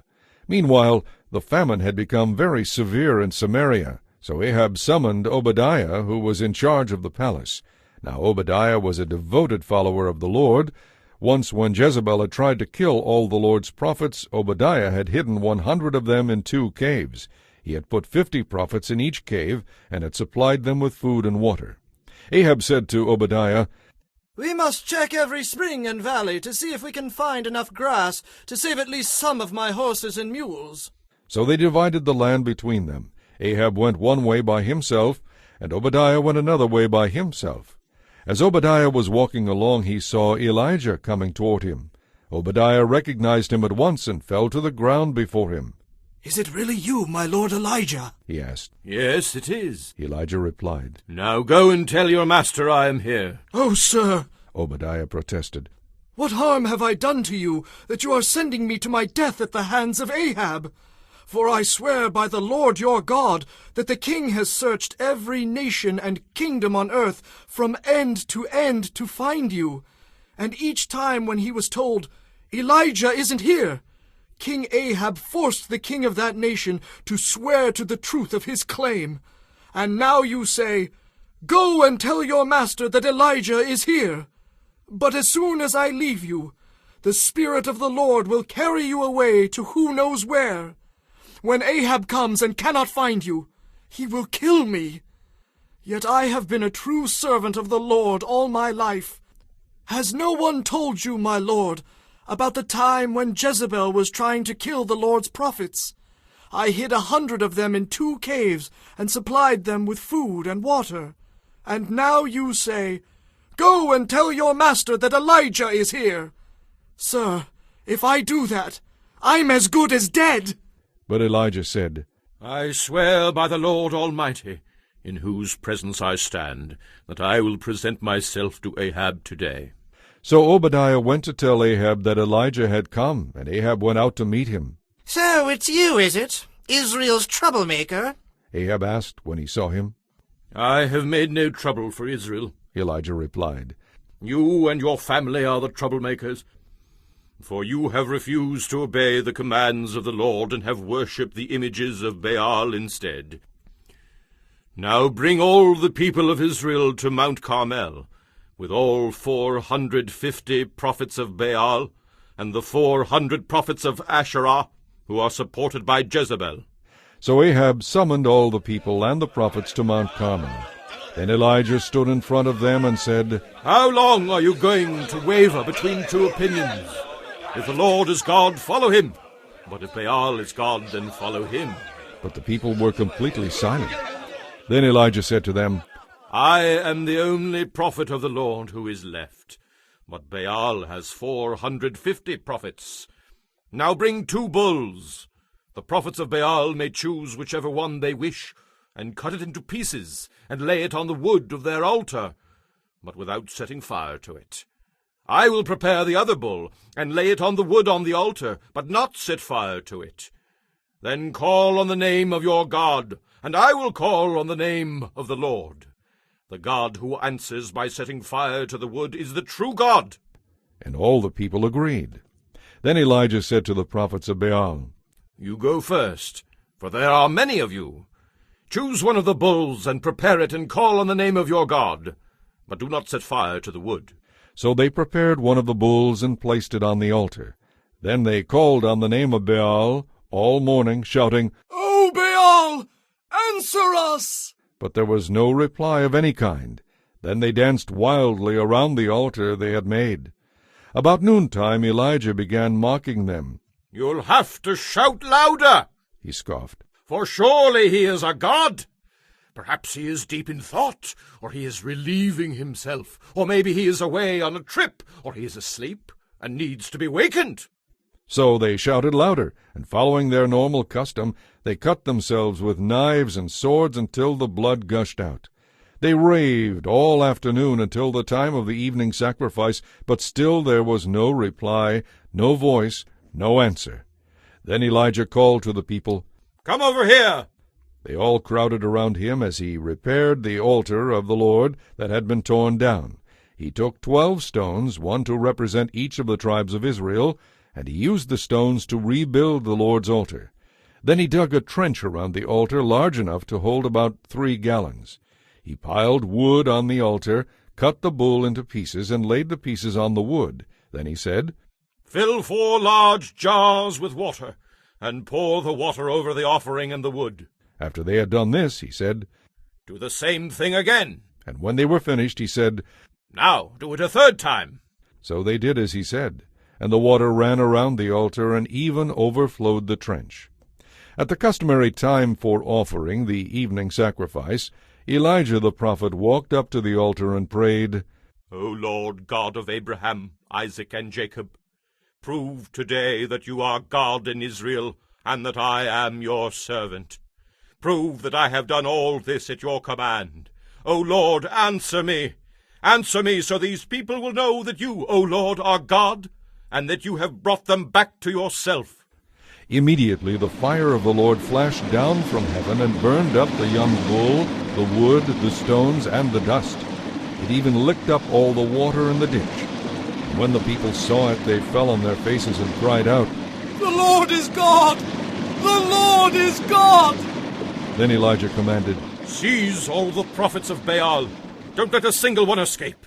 So the people seized them all, and Elijah took them down to the Kishon valley and killed them there. Then Elijah said to Ahab, Go and enjoy a good meal, for I hear a mighty rainstorm coming. So Ahab prepared a feast, but Elijah climbed to the top of Mount Carmel and fell to the ground and prayed. Then he said to his servant, Go and look out toward the sea. The servant went and looked, but he returned to Elijah and said, I didn't see anything. 7 times Elijah told him to go and look, and 7 times he went.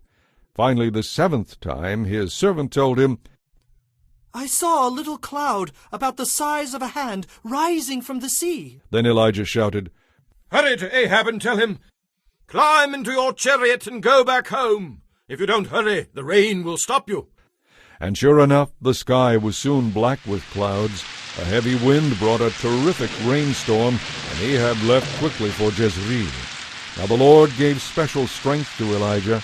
He tucked his cloak into his belt and ran ahead of Ahab's chariot all the way to the entrance of Jezreel.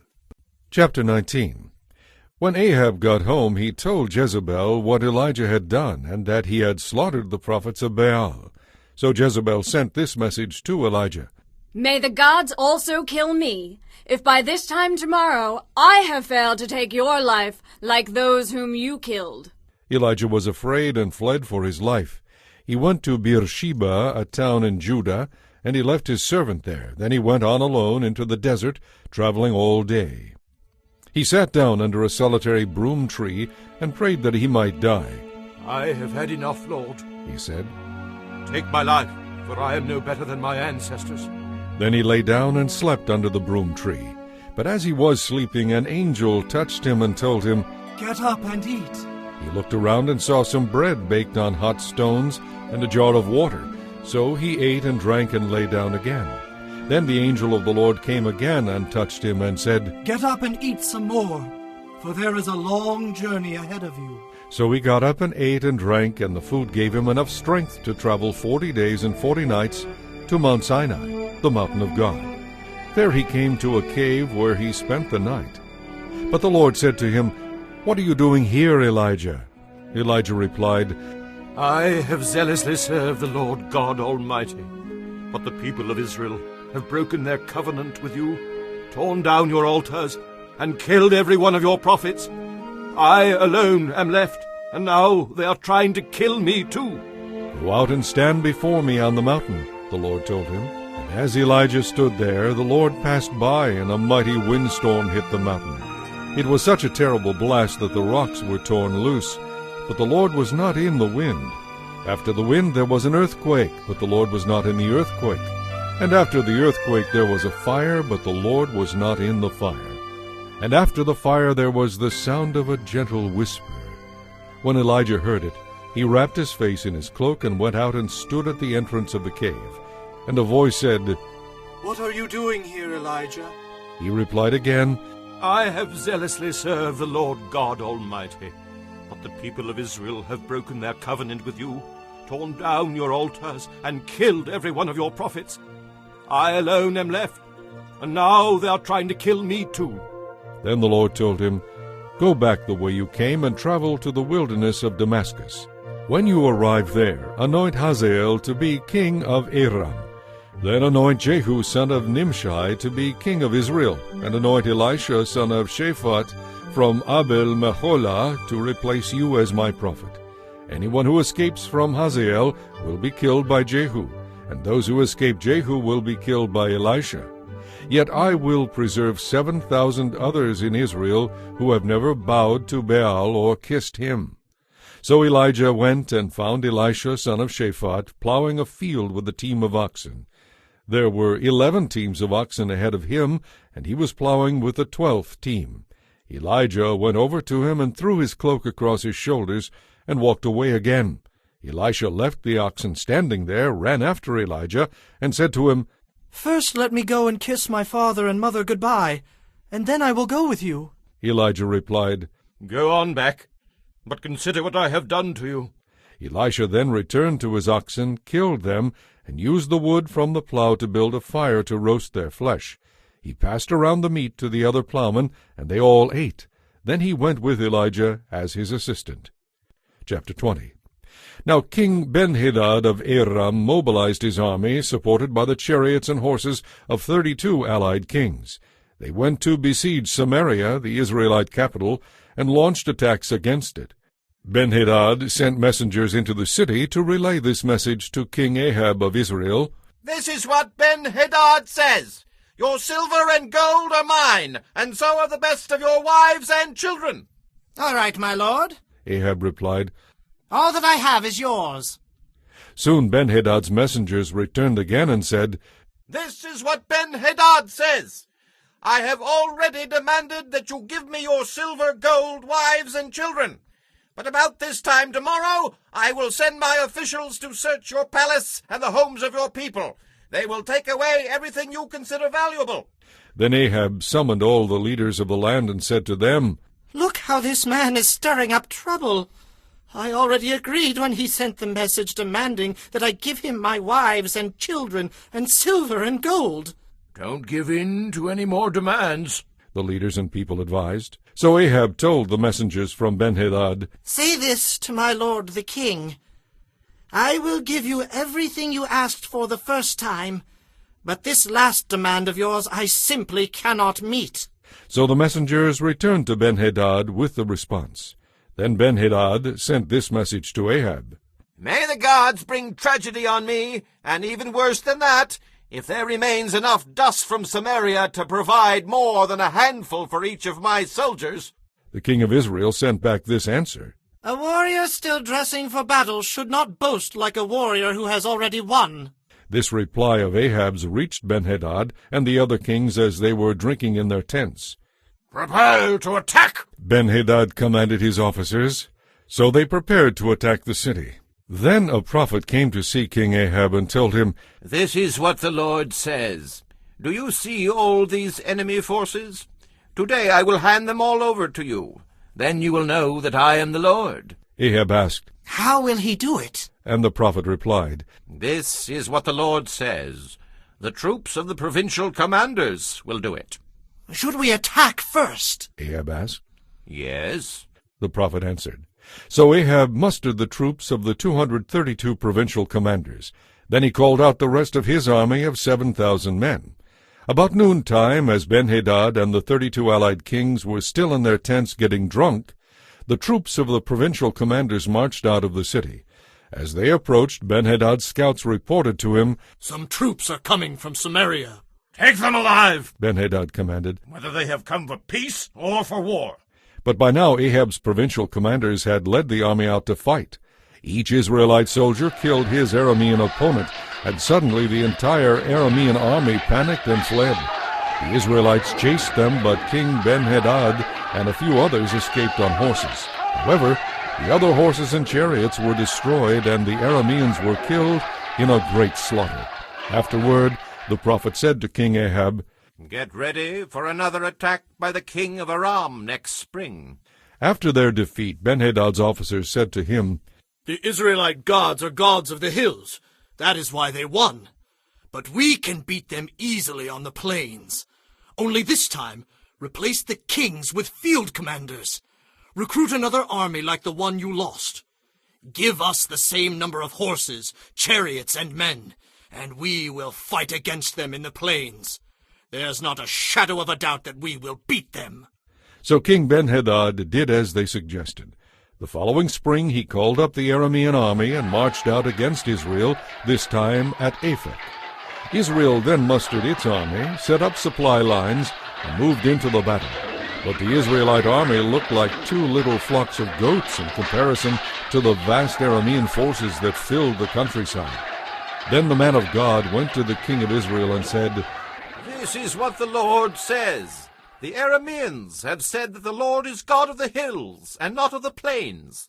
So I will help you defeat this vast army. Then you will know that I am the Lord. The two armies camped opposite each other for 7 days, and on the 7th day the battle began. The Israelites killed 100,000 Aramean foot soldiers in one day. The rest fled behind the walls of Aphek, but the wall fell on them and killed another 27,000. Ben-Hadad fled into the city and hid in a secret room. Ben-Hadad's officers said to him, Sir, we have heard that the kings of Israel are very merciful. So let's humble ourselves by wearing sackcloth and putting ropes on our heads. Then perhaps King Ahab will let you live. So they put on sackcloth and ropes and went to the king of Israel and begged. Your servant Ben-Hadad says, Please let me live. The king of Israel responded, Is he still alive? He is my brother. The men were quick to grasp at this straw of hope, and they replied, Yes, your brother Ben-Hadad. Go and get him. The king of Israel told them, and when Ben-Hadad arrived, Ahab invited him up into his chariot. Ben-Hadad told him, I will give back the towns my father took from your father, and you may establish places of trade in Damascus, as my father did in Samaria. Then Ahab said, I will let you go under these conditions. So they made a treaty, and Ben-Hadad was set free. Meanwhile, the Lord instructed one of the group of prophets to say to another man, Strike me! But the man refused to strike the prophet. Then the prophet told him, Because you have not obeyed the voice of the Lord, a lion will kill you as soon as you leave me. And sure enough, when he had gone, a lion attacked and killed him. Then the prophet turned to another man and said, Strike me! So he struck the prophet and wounded him. The prophet waited for the king beside the road, having placed a bandage over his eyes to disguise himself. As the king passed by, the prophet called out to him, Sir, I was in the battle, and a man brought me a prisoner. He said, Guard this man.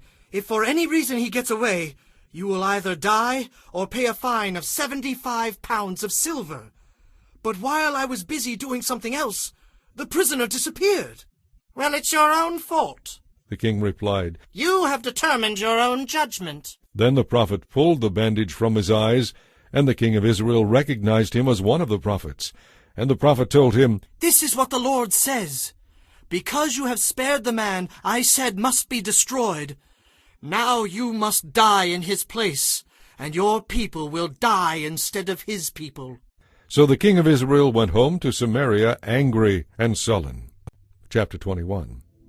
King Ahab had a palace in Jezreel, and near the palace was a vineyard owned by a man named Naboth.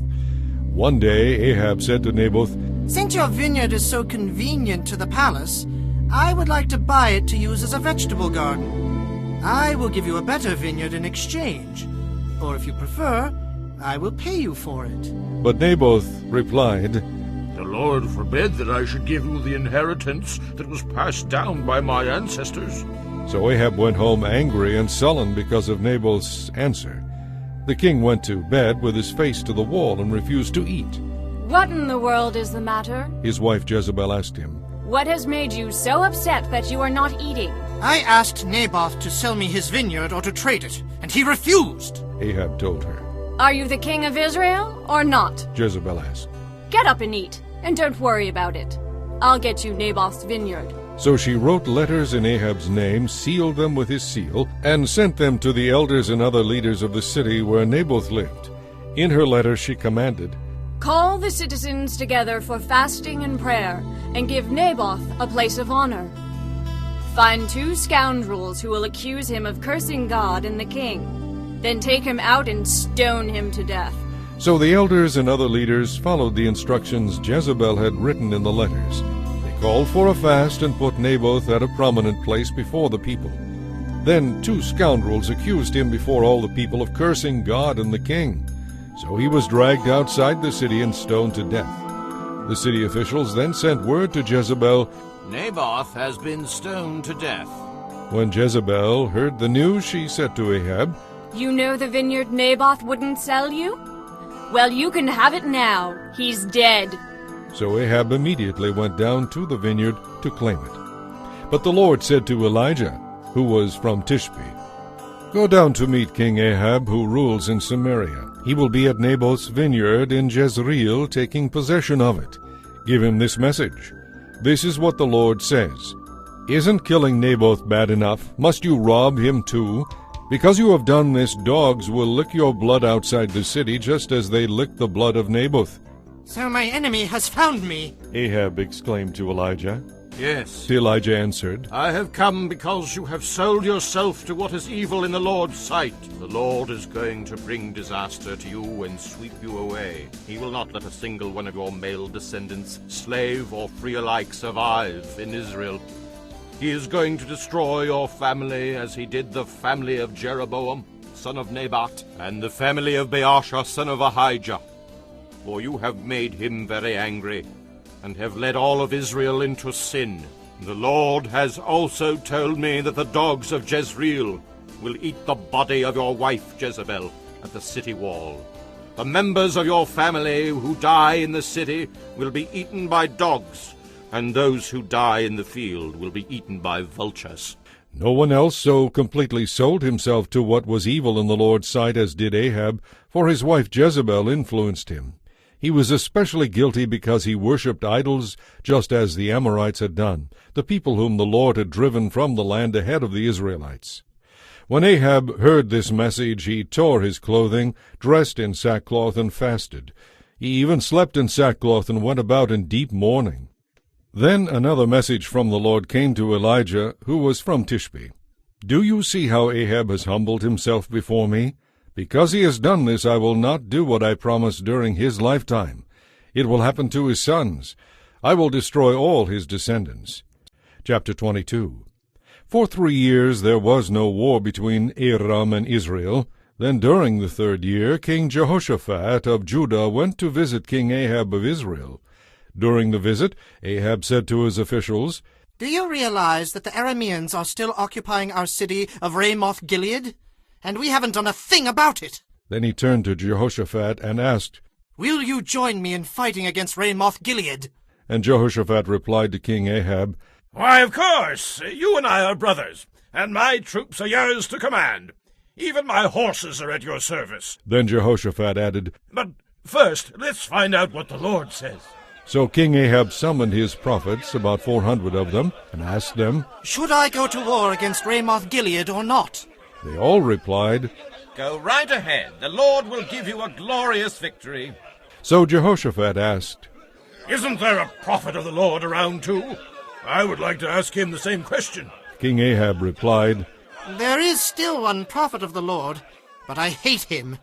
He never prophesies anything but bad news for me. His name is Micaiah, son of Imlah. You shouldn't talk like that. Jehoshaphat said. Let's hear what he has to say. So the king of Israel called one of his officials and said, Quick!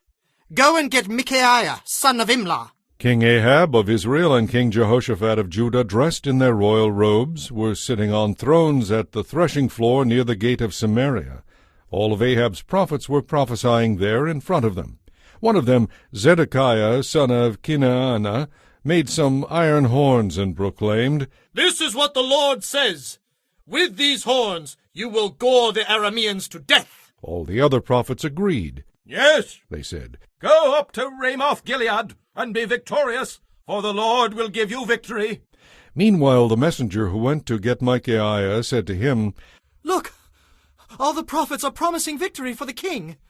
Be sure that you agree with them and promise success. But Micaiah replied, As surely as the Lord lives, I will say only what the Lord tells me to say. When Micaiah arrived before the king, Ahab asked him, Micaiah, should we go to war against Ramoth-Gilead or not? And Micaiah replied, Go right ahead. The Lord will give the king a glorious victory.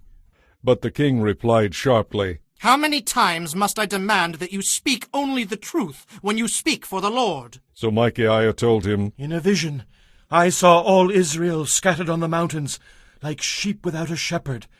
And the Lord said, Their master has been killed. Send them home in peace. Didn't I tell you? The king of Israel said to Jehoshaphat, He does it every time.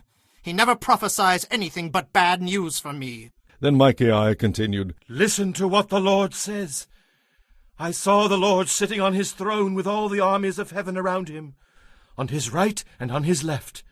And the Lord said, Who can entice Ahab to go into battle against Ramoth-Gilead, so that he can be killed there? There were many suggestions, until finally a spirit approached the Lord and said, I can do it. How will you do this? The Lord asked. And the spirit replied, I will go out and inspire all Ahab's prophets to speak lies. You will succeed, said the Lord. Go ahead and do it. So you see, the Lord has put a lying spirit in the mouths of your prophets, for the Lord has determined disaster for you. Then Zedekiah, son of Kenaanah, walked up to Micaiah and slapped him across the face. When did the Spirit of the Lord leave me to speak to you? He demanded. And Micaiah replied, You will find out soon enough, when you find yourself hiding in some secret room. King Ahab of Israel then ordered, Arrest Micaiah and take him back to Amon, the governor of the city, and to my son Joash. Give them this order from the king. Put this man in prison, and feed him nothing but bread and water until I return safely from the battle. But Micaiah replied, If you return safely, the Lord has not spoken through me. Then he added to those standing around, Take note of what I have said. So the king of Israel and King Jehoshaphat of Judah led their armies against Ramoth-Gilead. Now King Ahab said to Jehoshaphat, As we go into battle, I will disguise myself so no one will recognize me, but you wear your royal robes. So Ahab disguised himself, and they went into battle. Now the king of Aram had issued these orders to his 32 charioteers. Attack only the king of Israel! So when the Aramean charioteers saw Jehoshaphat in his royal robes, they went after him. There's the king of Israel! They shouted. But when Jehoshaphat cried out, the charioteers realized he was not the king of Israel, and they stopped chasing him. An Aramean soldier, however, randomly shot an arrow at the Israelite troops, and the arrow hit the king of Israel between the joints of his armor. Get me out of here! Ahab groaned to the driver of his chariot. I have been badly wounded! The battle raged all that day, and Ahab was propped up in his chariot facing the Arameans. The blood from his wound ran down to the floor of his chariot, and as evening arrived, he died. Just as the sun was setting, the cry ran through his troops, It's all over! Return home! So the king died, and his body was taken to Samaria and buried there. Then his chariot was washed beside the pool of Samaria, where the prostitutes bathed, and dogs came and licked the king's blood, just as the Lord had promised. The rest of the events in Ahab's reign and the story of the ivory palace and the cities he built are recorded in the book of the history of the kings of Israel. When Ahab died, he was buried among his ancestors. Then his son Ahaziah became the next king. Jehoshaphat, son of Asa, began to rule over Judah in the 4th year of King Ahab's reign in Israel. He was 35 years old when he became king, and he reigned in Jerusalem 25 years. His mother was Azubah, the daughter of Shilhi. Jehoshaphat was a good king, following the example of his father Asa. He did what was pleasing in the Lord's sight. During his reign, however, he failed to remove all the pagan shrines, and the people still offered sacrifices and burned incense there. Jehoshaphat also made peace with the king of Israel. The rest of the events of Jehoshaphat's reign, the extent of his power, and the wars he waged are recorded in the book of the history of the kings of Judah. He banished from the land the rest of the shrine prostitutes, who still continued their practices from the days of his father Asa. There was no king in Edom at that time, only a deputy.